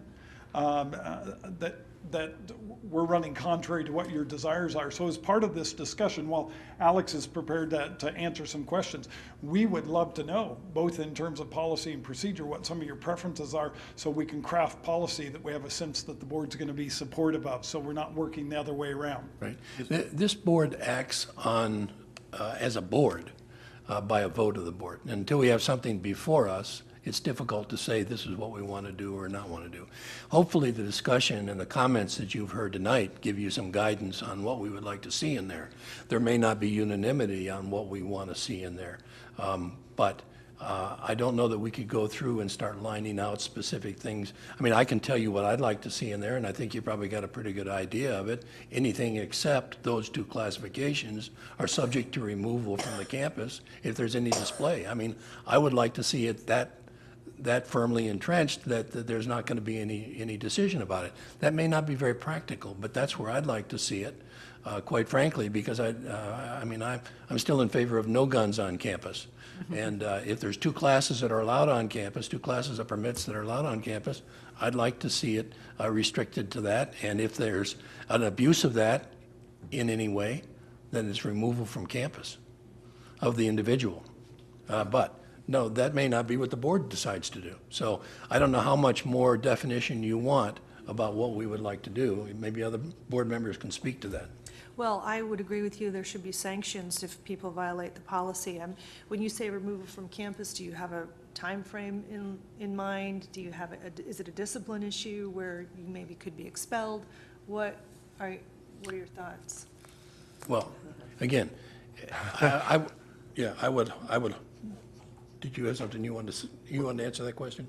Well, I don't want to answer that question, but I do have some comments I'll make when you're ready to let me make comments. I don't mean to sit here and try and decide those fundamental issues. Ideas. Obviously, there's going to be discretion in the enforcement level in terms of whether there was intentional or unintentional display of the weapon, and there may be incidents where people didn't know about the rule, and so we have to be reasonable in the enforcement of the policy, and we need to be giving latitude to the enforcement officials to be able to do that, and I would hope that we can build that into the procedures.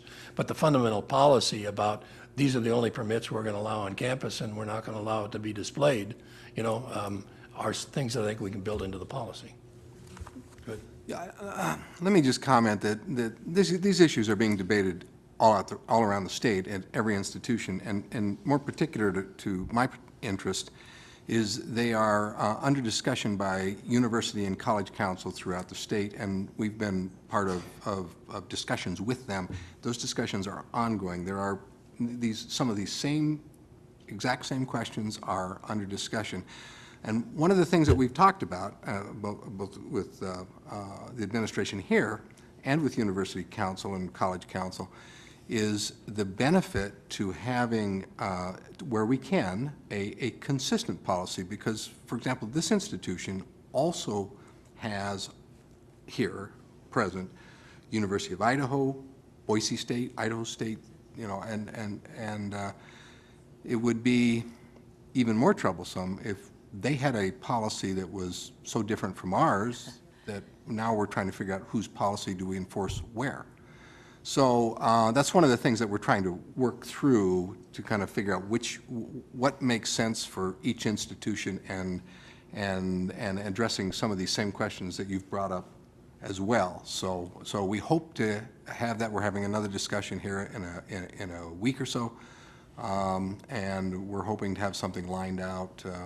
I hope certainly by the May meeting as a proposal that you can look at, work at, and we can speak intelligently to as to what we believe the other institutions are doing. Mr. Chair. So, Mark, that's a great point, and so that leads to a question. There's obviously other institutions across the nation that have policy and procedure. I don't know if they have the exact same state law, because ours is rather specific. But has that been a resource for you to look at? Absolutely, yeah. Okay. Researching those since. And then, I had another question and it went out of my head. You want to think about it while Judy asks hers? Let me try. Does dual enrollment play a factor in this? No. Because the age of the students? It has nothing to do with age. It has to do with the college's board's ability to regulate firearms on campus, period. The Children's Center has no relevance to it whatsoever. Visitors to campus have no relevance to it whatsoever. The legislature is very clear in saying that the college has no right to form a policy that restricts weapons besides, well, restricts weapons if you have an enhanced concealed carry or you're retired law enforcement. Follow up with a minute. Chrissy, you have your question yet? No, Let me finish. it's Okay, gone. I'll give you a little more time. In reading through the legislation, Chairman Howard, I know you've studied it more, but third page, where it talks about student dormitory residence halls with any building and public entertainment facility. And then my question had to do with grounds, because the thing that we do with our community colleges have so many other activities on campus. And then I think further down, there's some description of that. It takes a while to study it. But also mentioned dormitories as a category where it has to be owned by the campus. And I thought dormitories were owned by the Student Housing Authority. Yeah, actually, no, actually, the land is owned by the college. Yes, And the dormitories are themselves, the buildings yes. are under a lease arrangement. So it's, So it's in our purview for student housing other than off campus. The legislation says once you're off campus, our rules don't pertain. I mean, I think that's probably going to bear some analysis as to whether by virtue of the fact that they're presently under the control of the Dormitory Housing Commission in order to pay off the note. Right. Then- As opposed to setting standards for use on there. Mr. Chair, I actually remembered my question. Go for it, Christine. So this will hopefully be ready to go, approved by everyone by July 1st. And I guess, Dr. Dunlap, was that sufficient time to get it into our handbook for students? Could you say the last part of that again, please? Yeah, is that sufficient time to get it into our handbook for students? I can answer that. That's under my area too. No. But we can provide, I mean, policies change, things change. We An can addendum provide to the supplemental handbook. information. Yeah, but no, it's not. That's such an important topic for them to have, but it is what it is, so thank you. Online, at least. Yeah. Judy? Mr. Chair, one other observation I had in looking at the State Board of Education governing policies. We don't really have any procedures particularly, do we? The wording in the first sentence about an environment of safety and security is critical for institutions to cultivate a climate conducive to knowledge and learning. And I was thinking that for education, to me, as we heard from our philosophy folks today, was the exchange and exploration of ideas is another aspect of what I think colleges do that I didn't see defined well enough here. And as we can gather from the philosophy folks, not everybody agrees with whatever that philosophy is, and that worries me as a chance for collisions. So we don't have to necessarily follow the State Board of Education policy. Right. So I would ask that our legal folk look at the wording of adding after knowledge and learning, the exchange and exploration of ideas. Have we given you enough input to to answer some of the questions that you Good luck. asked? Never. Yeah. Disparate Maybe as not it enough, was. but have you gotten enough to get started? Oh, absolutely. Yeah, there's, Good, Christine. as far as Maybe- policy goes. Definitions, I think, would be important. And so if we're looking for a definition of brandishing, we could look at our state law. Or you could make something more restrictive for on campus. I guess that would be up to what you want to bring forward, and then we could review it. But, so I would think that if that could fit into procedures somehow, definitions. Mr. Chair, if I may. One thing that we haven't addressed tonight, and that's okay, because again, I caution to not overreact, but I know that we've talked about some things like panic buttons, maybe arming the guards, security guards, which I know Christy and Ron, I think, are in favor of. I'm not sure about Judy or Ken. And one of my questions was the implication to the budget when we met with Sarah. And my understanding is that we're going to put in a supplemental budget request that will have the security component as a part of that, separate and outside of our actual regular budget process. Do we know what that looks like or how much we might be requesting?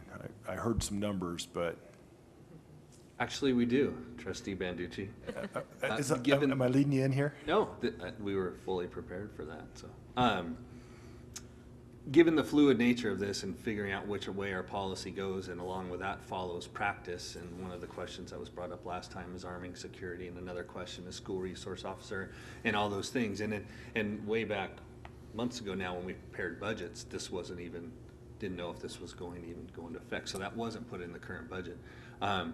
But we did prepare some options, and these were options that didn't just come out of my head. I had a couple meetings with Captain Childers from Coeur d'Alene Police, and had a meeting at Boise State with all the heads of securities of every institution, private and public, in the state, and a lot of research and a lot of discussion, and landed on three options that I would feel comfortable throwing out there as changing our practice of what we do. And these are in no particular order. Let's put it that way. So we have the unarmed option of security, but one of the things we would do is we feel like things like we talked, Trustee Wood, you brought up the fact that calls for service would go up for PD. Calls for service would go up for our security immensely. We do a lot of what we call standbys for difficult conversations that instructors have in their office, maybe when they're giving a student a bad grade, or if someone's being removed from a program, or quite often outside my office in a student conduct meeting, we have a lot of difficult conversations. Calls for standbys, the information I'm getting from employees is that the fact that a student, the perception is a student may be armed now, the calls for standbys will go up. The other thing that we talk about, and it's sometimes a difficult concept, is that whether we're less safe or more safe with this law going through, the fact is the law is going through, but it changes the perception of people on campus, and some people's perception is that it's safer, but there are a lot of people out there who feel like it's less safe. One way that we can increase that perception or decrease the perception of being less safe is to have a more visible security force. So one of the options to put out there is to add 1.5 security officers, a full-time and a half-time, and that gives us the ability to have a more visible presence during our busy times.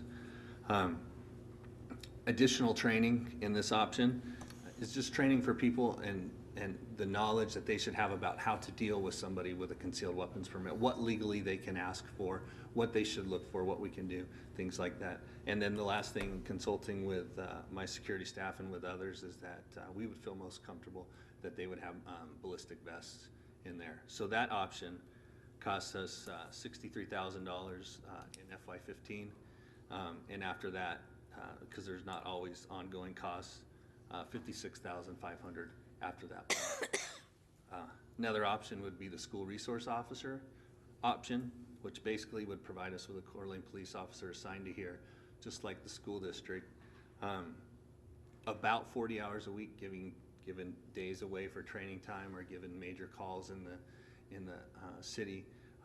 Less control. It doesn't give us the ability to lower the amount of security we have on campus because of the nature of the calls. That's not what a police officer is here for.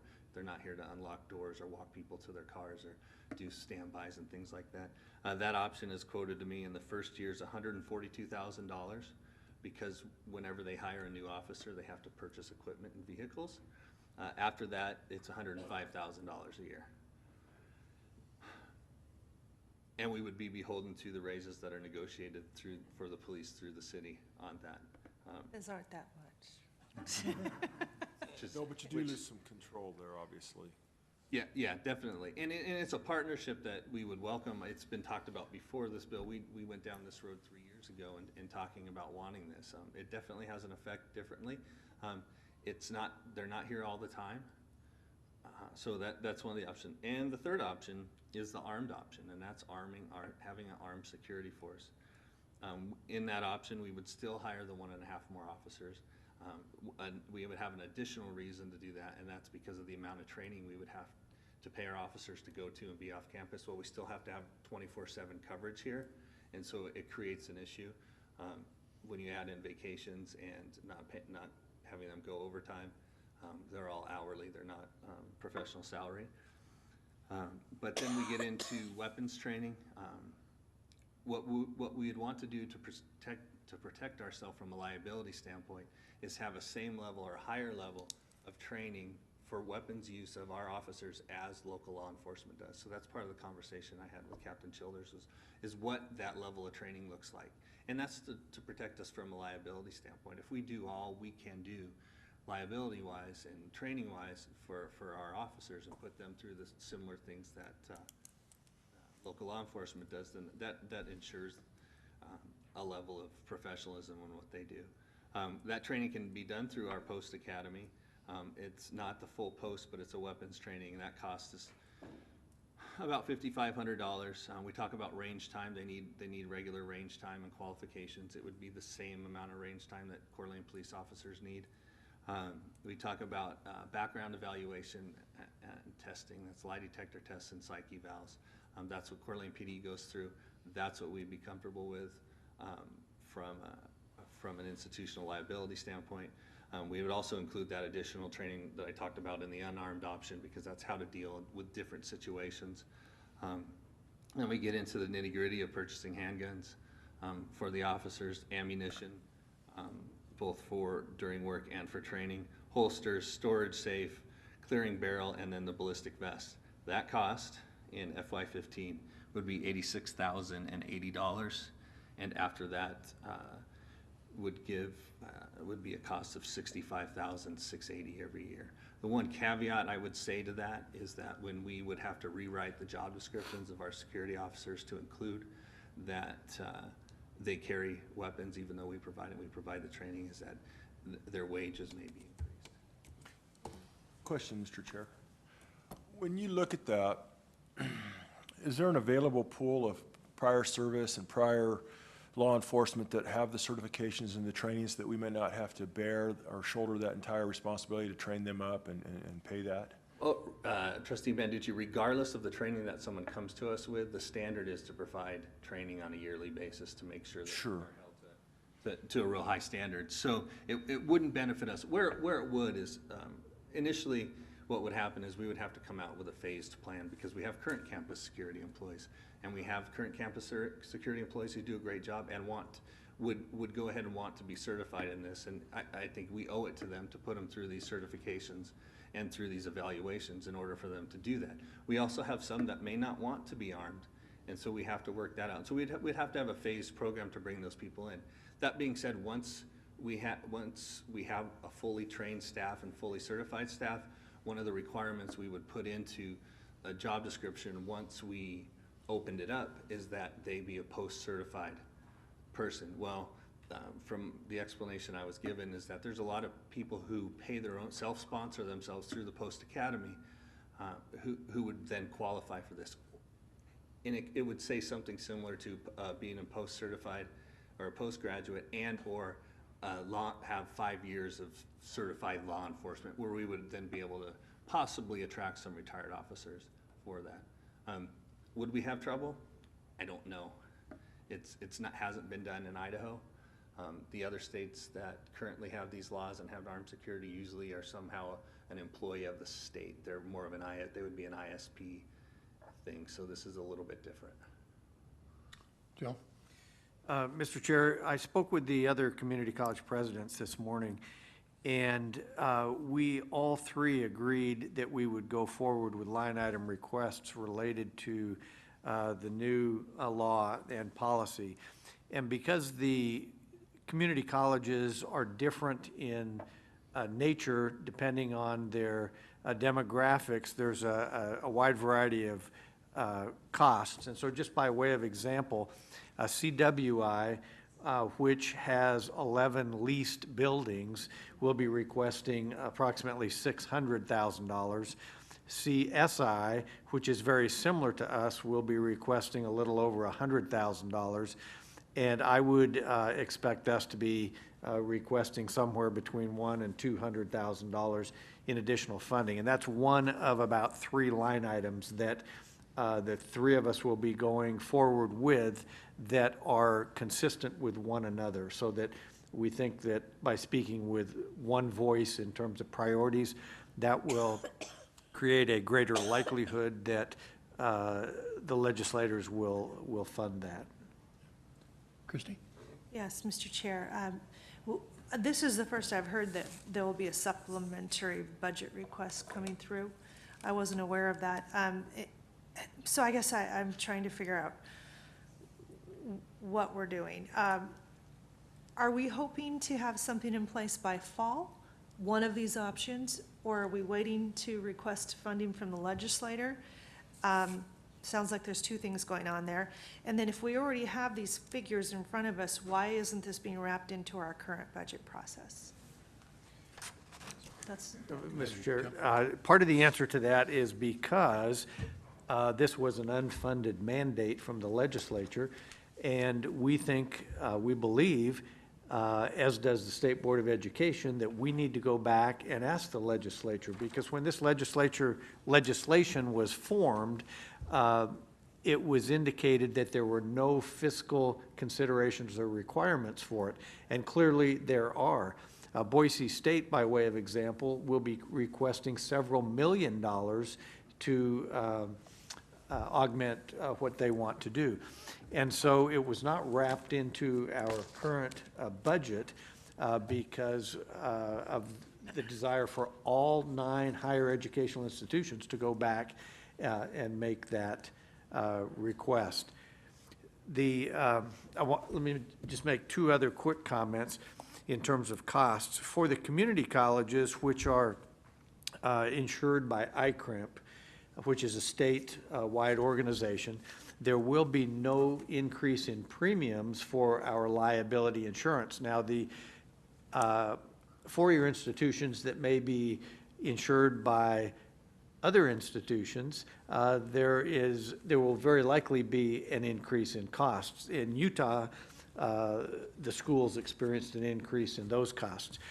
And that's one aspect, but the other is if an injunction is filed because of a perception that we may be violating the law, any one of the institutions, ICRIMP will not cover us for that, and I guess that would fall on Mr. Lyons' shoulders to, process that. So that's some of the logic behind the costs and where we are. Okay, but is there going to be some implementation this fall? Is that why we're to expect a supplemental budget? Well, there are two things here. One is that we need to put in place a policy because the 1st of July is when the law takes effect. The second piece is that we do need to implement some sort of measure that is consistent with how we want to implement that policy. And so we need to decide what that policy is, and I think that's for the genesis of requesting some guidance so that the staff can go back and develop that policy and then come back with a recommendation for the policy and how we go about implementing this. So, Mr. Chair, I do. I guess I see them as two separate things. The policy is something that will have to move forward and it'll have to be in place by July 1st. How we tend to security on campus isn't really going to be dictated by the policy. The policy's following state law, and maybe there'll be some procedures in there that define it clearly, but it's not going to have anything to do with how we decide to address safety on campus.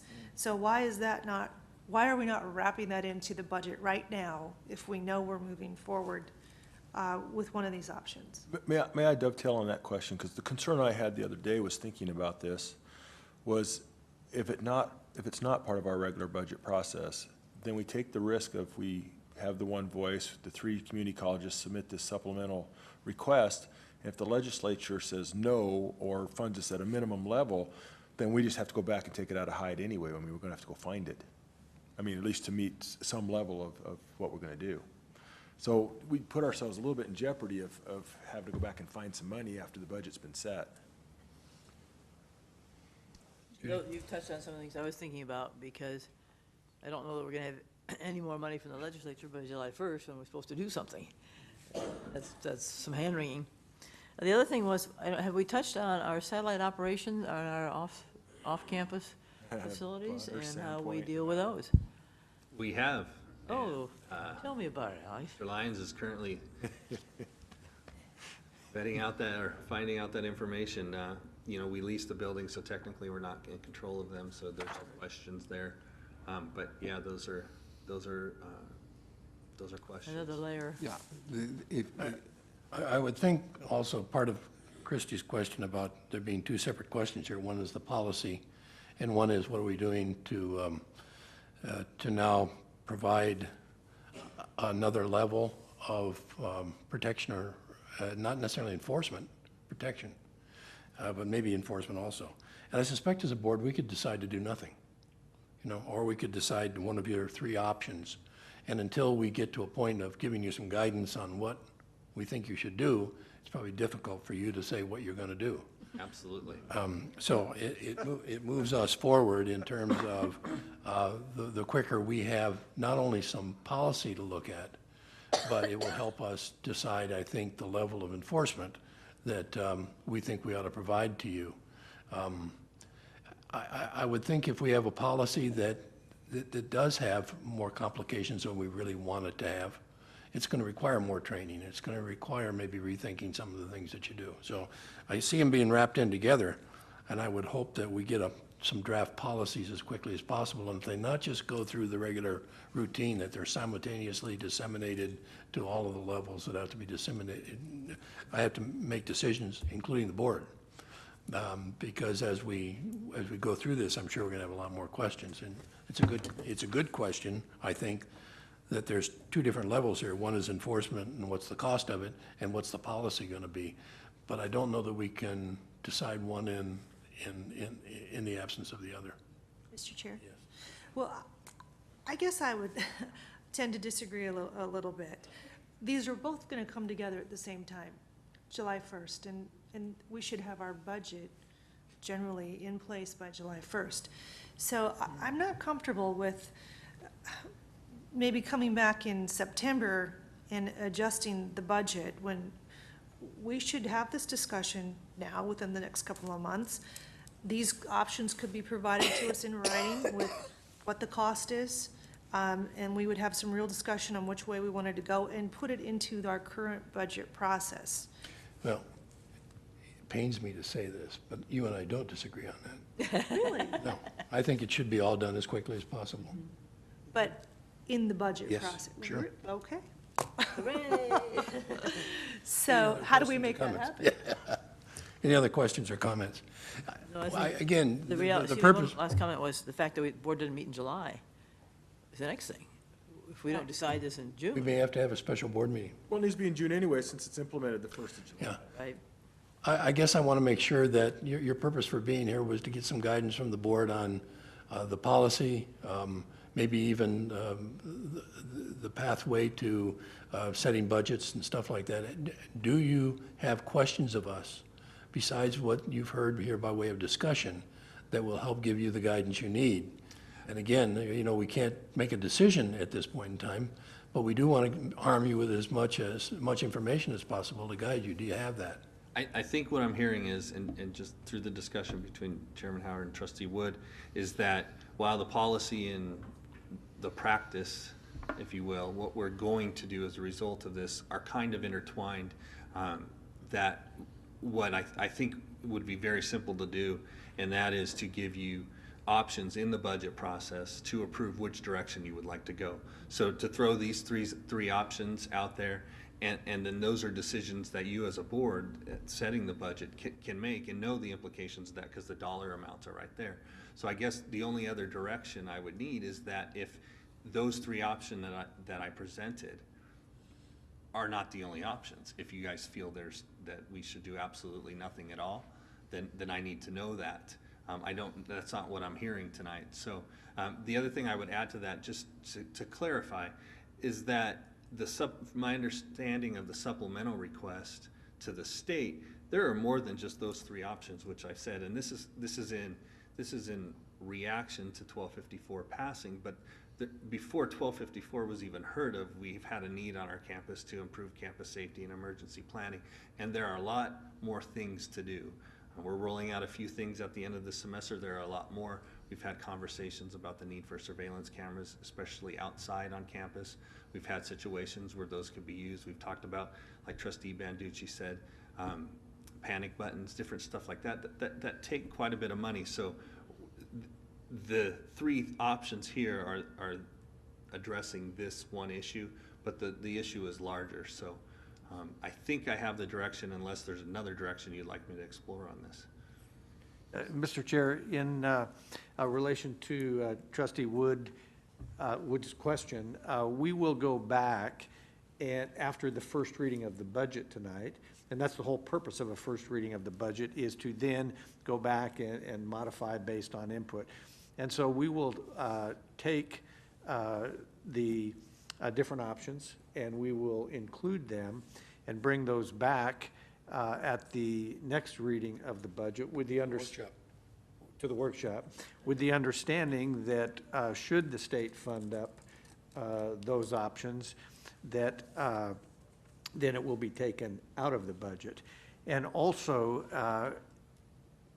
our response to whatever policy we develop will be implemented over some period of time. It won't be fully implemented by the 1st of July, regardless of whether we have the money or not. And so many of the options that Alex has mentioned will take a considerable amount of time to implement over the course of this next year. And we have done some pretty aggressive things already related to security on campus. For example, this past year, we have installed interior locks on all the classroom doors. And that's kind of the first line of defense, if you will. And so we continue to make incremental progress where we can. Any other comments or questions? One, if I may, sir. Done. If we do proceed with incorporating that and rolling it into the normal budget process, and then still proceed with the submission of the supplementary request, along with the other two junior colleges, then may I suggest that you guys have a contingency plan of what to do with those newfound funds? Already saved on my computer. Yeah. Any other comments or questions? Thank you very much. Thank you. Graydon, you get to stick around up there because you got tab 5, first reading the college calendars for academic year 2021 through 22 and 2022 and to 2023. Will we be alive then? I certainly do, Mr. Chairman, members of the board, President Dunlap, and guests. I am so pleased to be presenting to you information about our calendar year. You might note every year we come in front of you and we're looking that far ahead at our calendar years, and last year we did the same and had you approve that next calendar. When we go through that process, there are stakeholders from across campus that meet and review that, from instruction to student services to all entities of the campus. One of the changes we made last year in that was to remove from our calendar some of those operational issues that may change dates. It's days to drop, days to add, some of those that could change potentially from year to year. So what you'll see in the calendar is those dates that, to our knowledge, Christmas and Easter and holidays aren't going to change on us. So those dates that are certainly firm, the start of school and the end of school, most of those. So what you have in front of you are those proposed calendars for the 2 years that the chair mentioned. And I would be glad to address any questions that you might have relative to those. Any questions? I do have a question. As I glance through this, I notice that you don't have any board meetings on here. And I just wondered if in 2022, 23, you know something that we don't know. In fact, there was a proposal by that time that those board meetings be all done electronically from their homes. Keep up the good work. Yeah. All right. Do you need a motion to pass, to adopt this? You know, it's first reading, I believe, so if you want to, I don't know if there's anything too controversial. If you want to cut to that chase and approve those, we would certainly welcome that for publication. Well, we don't. There's still three of us. Still got 3 trustees. Yeah, I don't see anything really controversial about this, and to take it off the calendar for next month would be a good idea. Do I have a Mr. motion? Chair, I make a motion to approve the calendar presentation for year 2021-22 and 2022-23. I will second the motion. All right, any discussion? All in favor? Aye. Aye. Any opposed? Aye. You got- Thank you. Thank you very much. Mr. Chair? Yes. If I may, Sarah, how long do you think your presentation is going to take? It's going to be a bit. I just saw Judy wander. It might be time for a 5-minute break, 10-minute possibly. break. We were over 2 hours. All right. 10-minute break.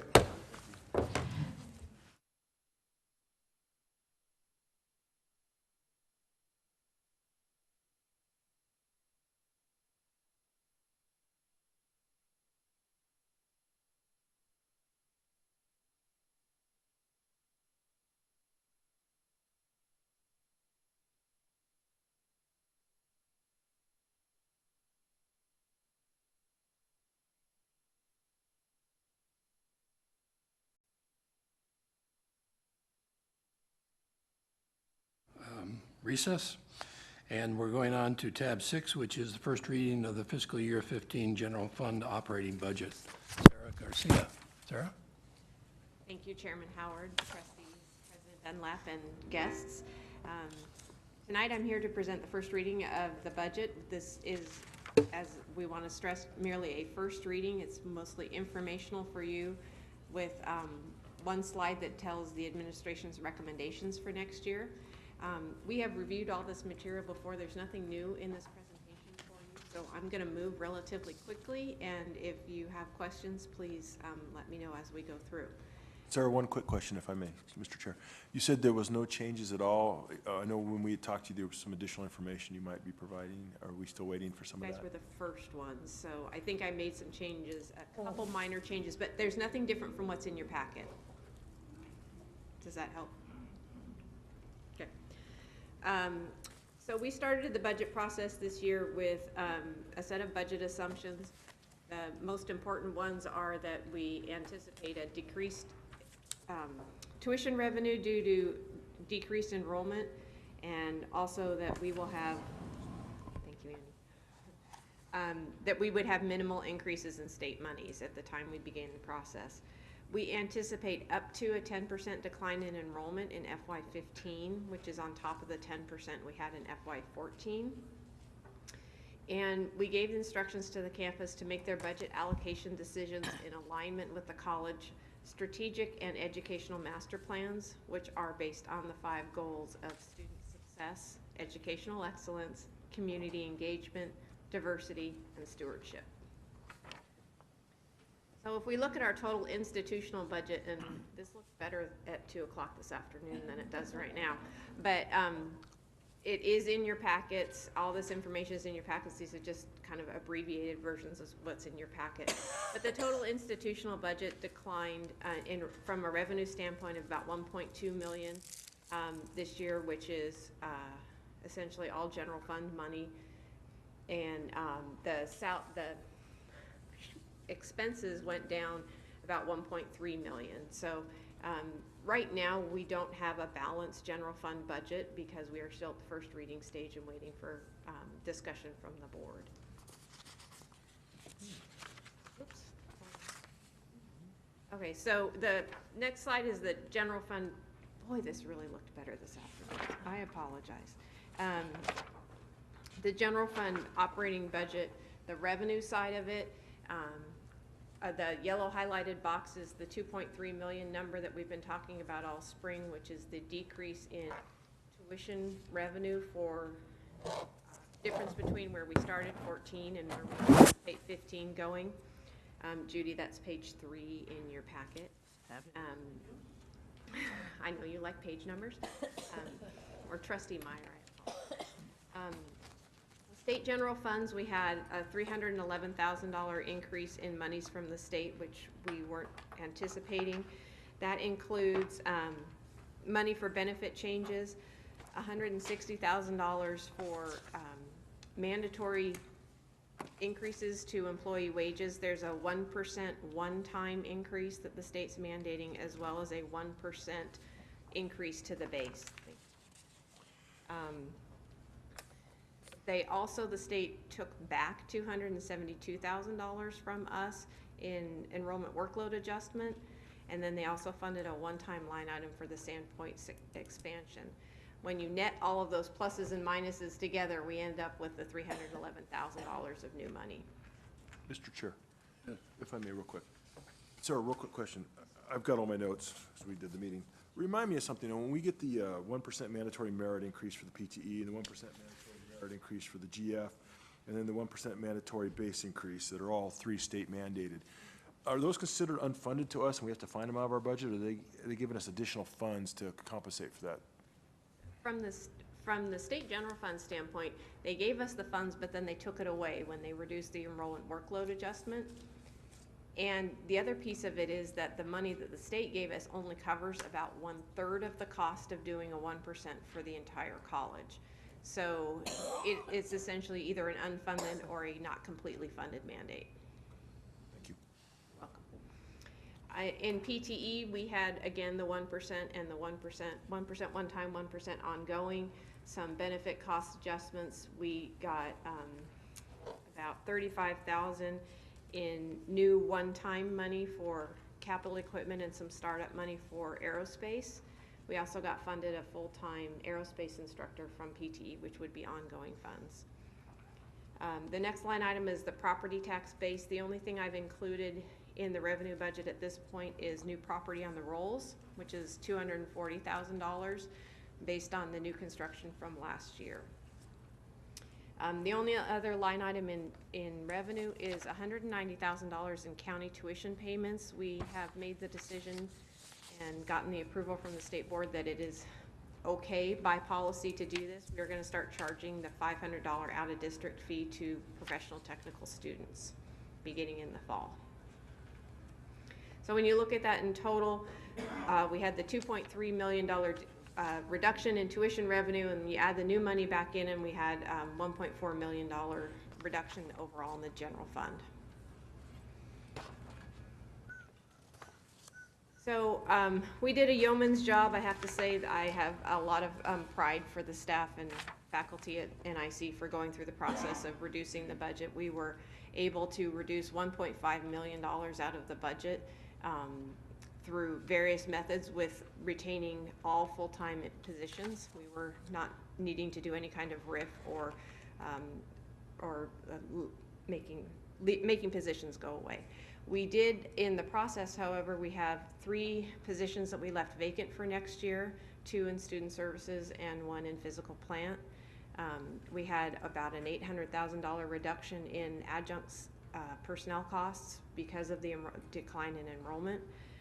Anticipated decline in enrollment. We had a reduction of about $100,000 related to the athletic conference change. Part of that was in the President's contingency fund for the regional and national travel, and part of that was in the grant and aid budget. We reduced M&O in a lot of the areas that are up here. A lot of them were M&O changes, and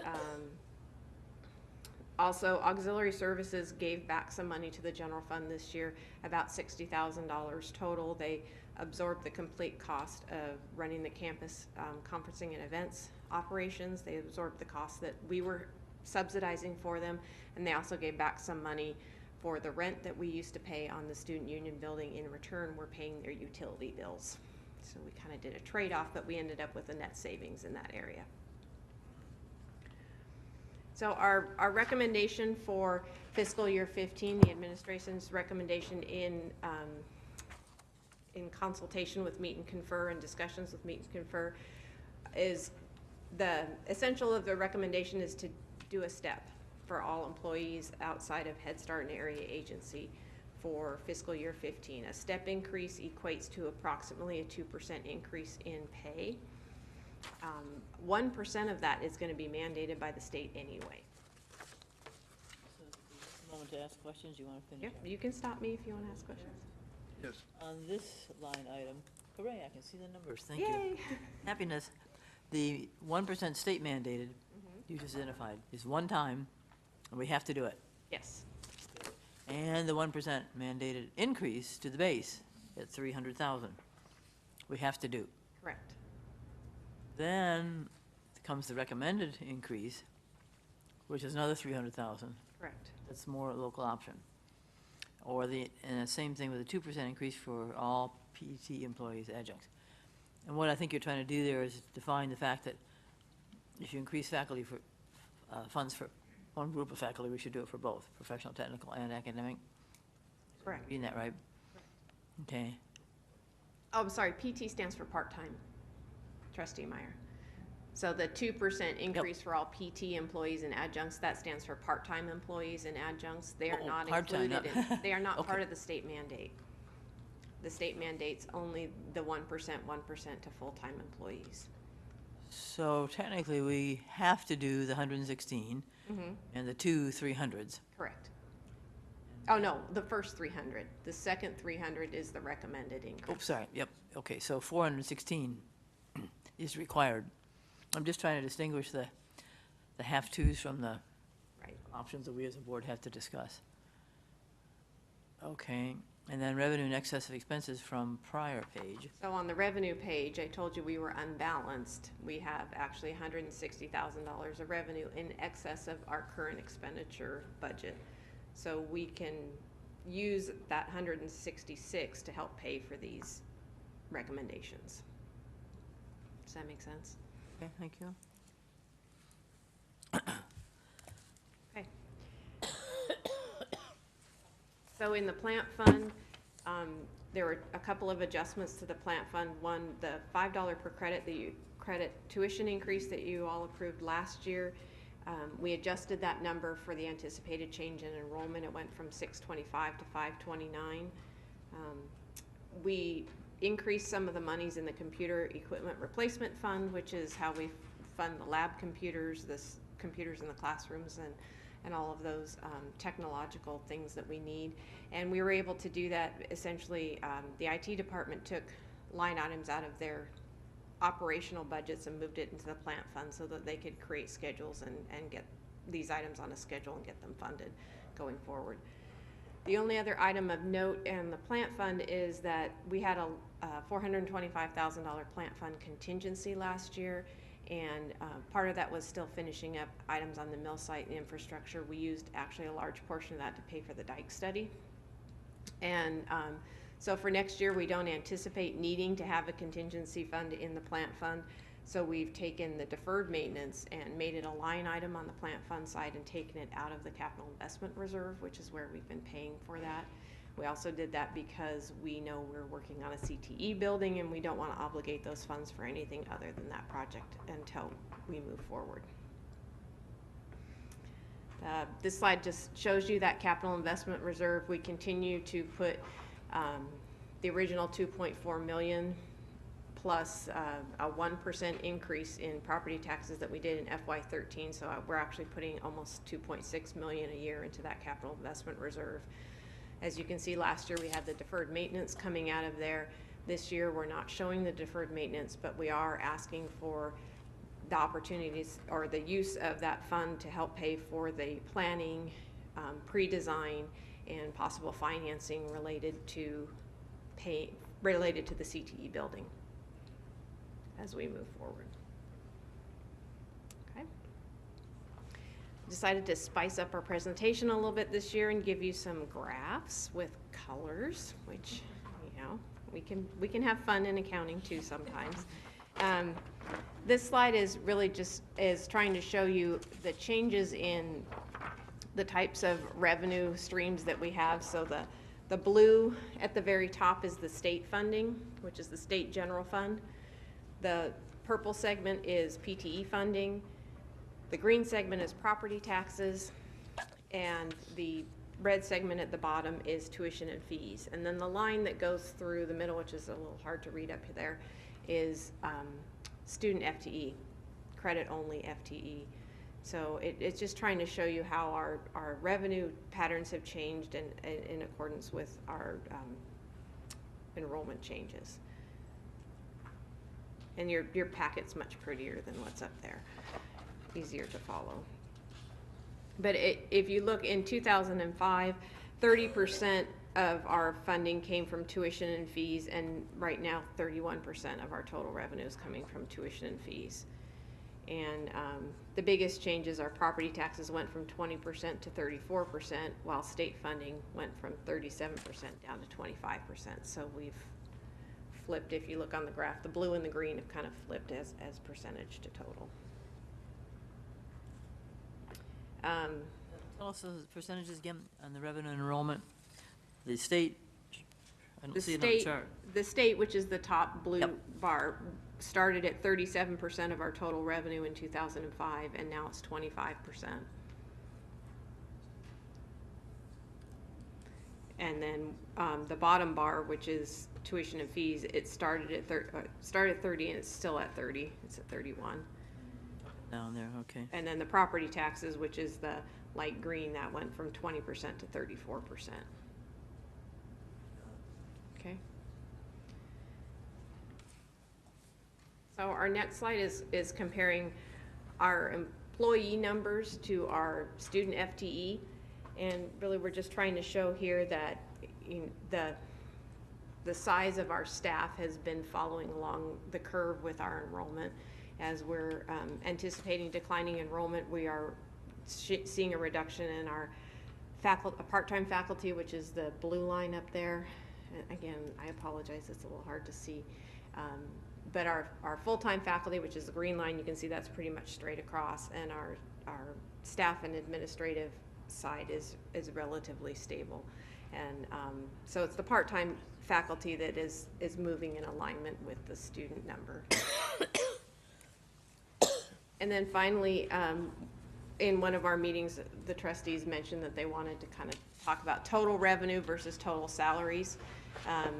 Just to say, you know, our salaries outpacing our revenue as a percentage. And this graph shows pretty vividly, other than the fact you can't see the darn red line up there, is that they're right in alignment. The red line follows the blue blob pretty carefully.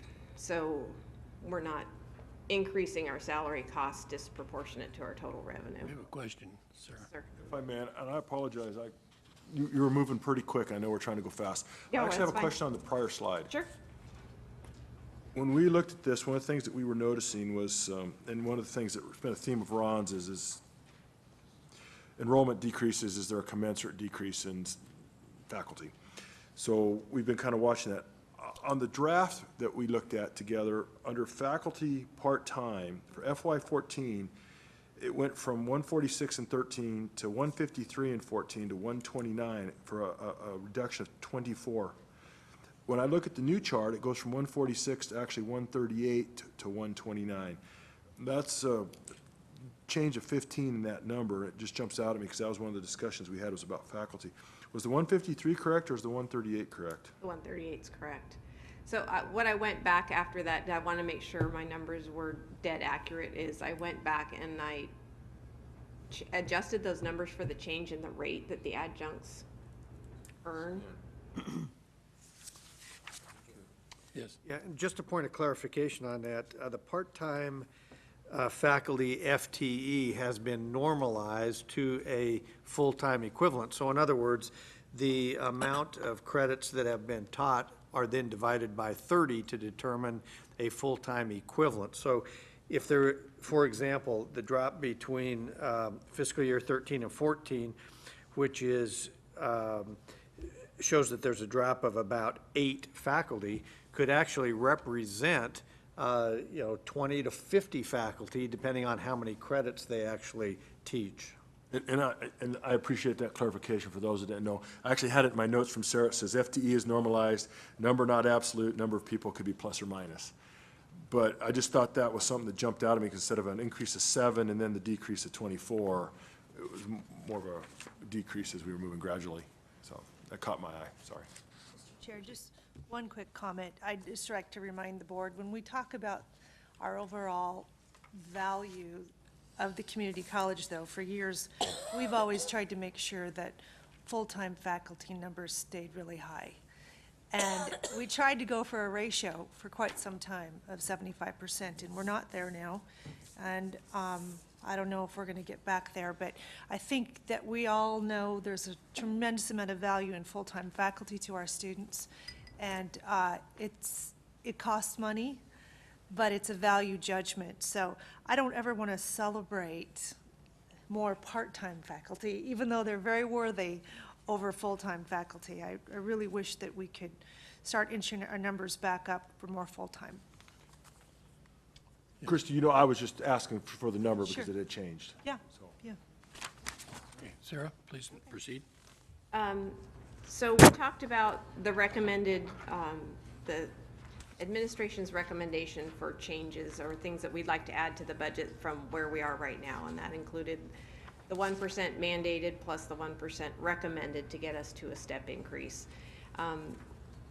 We are offering options this evening of ways that you can fund that. One option would be tuition. Currently, students are paying $123 a credit. The in-district students are paying $123 a credit. If we were to increase their tuition by 1%, it would be $1, and based on the number of credits, we're projecting to be about $117,000 of revenue. You can follow the chart along down. This is essentially for every dollar increase, it's $117,000 of additional revenue is what it breaks down to. From a tuition comparison standpoint, I highlighted us. I inserted a $3 tuition increase. It's a relatively arbitrary choice of a number. It's not any kind of suggestion of any kind. It's just to get us up there. But what a $3 increase is 2.4%. It would put us at $1,519 per semester. And Judy, I believe this is slide 13. Right, the CSI in Twin Falls, they're doing $5 per credit for next year. That is what they're proposing to their board. CWI is not making any changes to their tuition. They are not increasing their tuition next year. So but even with a $3 increase, which we have slotted in here, we're still just about the most affordable option out there. We're comparing ourselves with SCC, Spokane Falls, and then all of the 4 years in the state. Okay. The other place we have control over the revenue is in property taxes. I already talked about the $240,000 that we would get from new property on the rolls. If we were to do no tax increase at all, from a revenue standpoint, our taxpayers will still see a decrease in the amount that they pay. There's more property on the rolls this year than there were last year in total, so that's decreased the levy rate. And at the same time, the homeowner's exemption has gone up this year from $81,000 to $83,900. So that helps out the taxpayers. The numbers are in your book. It's about $137,000 for every 1% tax increase. And we calculated what the decrease would be. That's actually a decrease for anyone who has a $200,000 assessed value for their home. They can see anywhere from $4.31 to $1.57 decrease in their annual tax bill from NIC. And based on information, the reason I use $200,000 is because based on information from Kootenai County, about 85% of our taxpayers are paying $200 or less a year to NIC.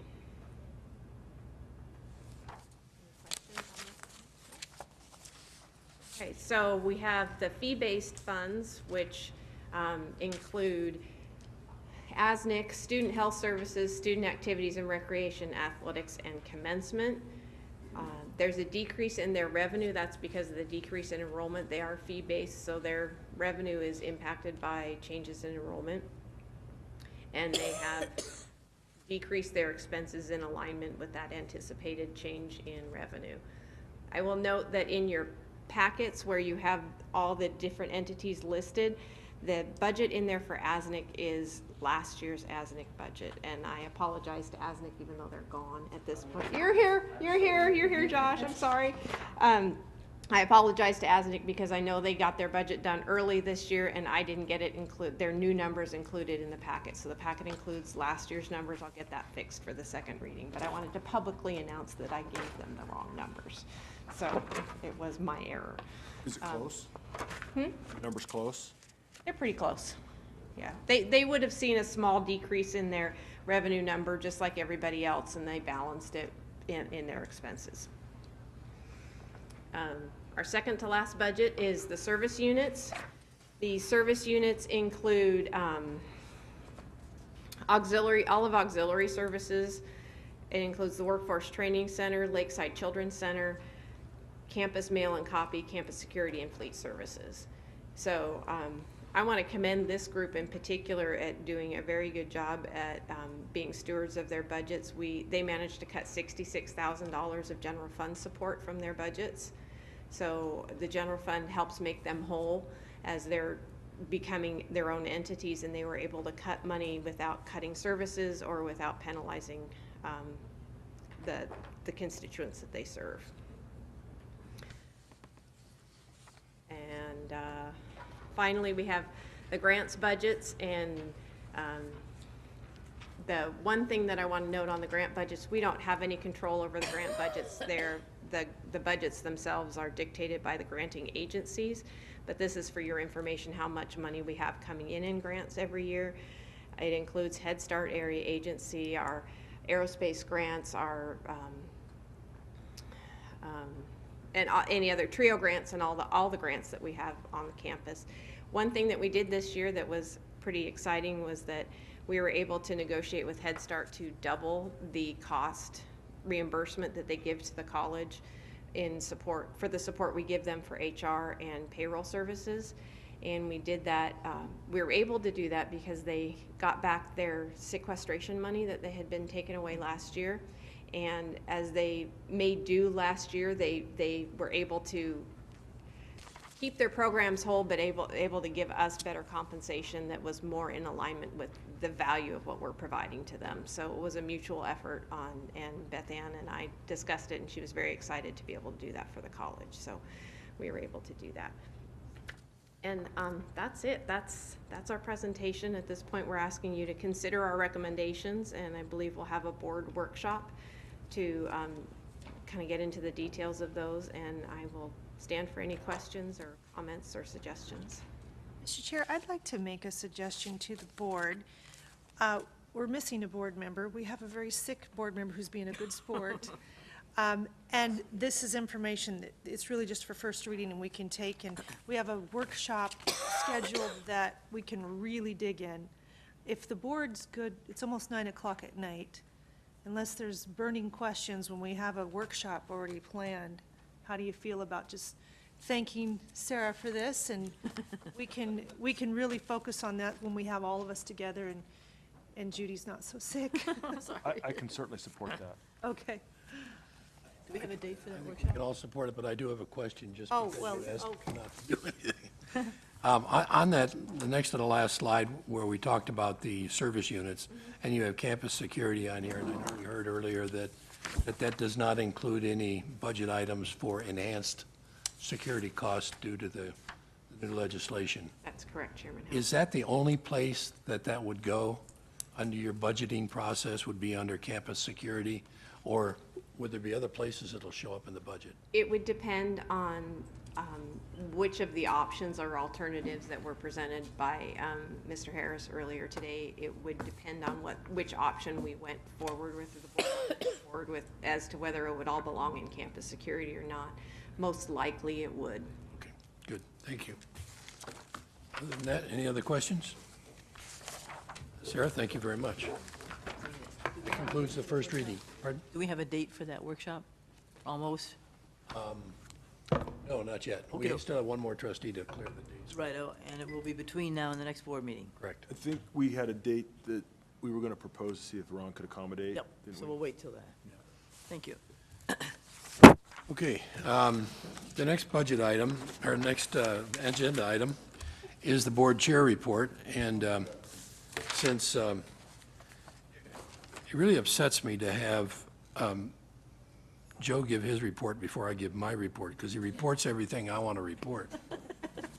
But that's the good news, because I don't have any further report. Want to mention our upcoming meeting with Post Falls? Yes, we have a meeting set up with Post Falls City Council and also with the Rathdrum City Council, and it's on the list of upcoming events on our agenda.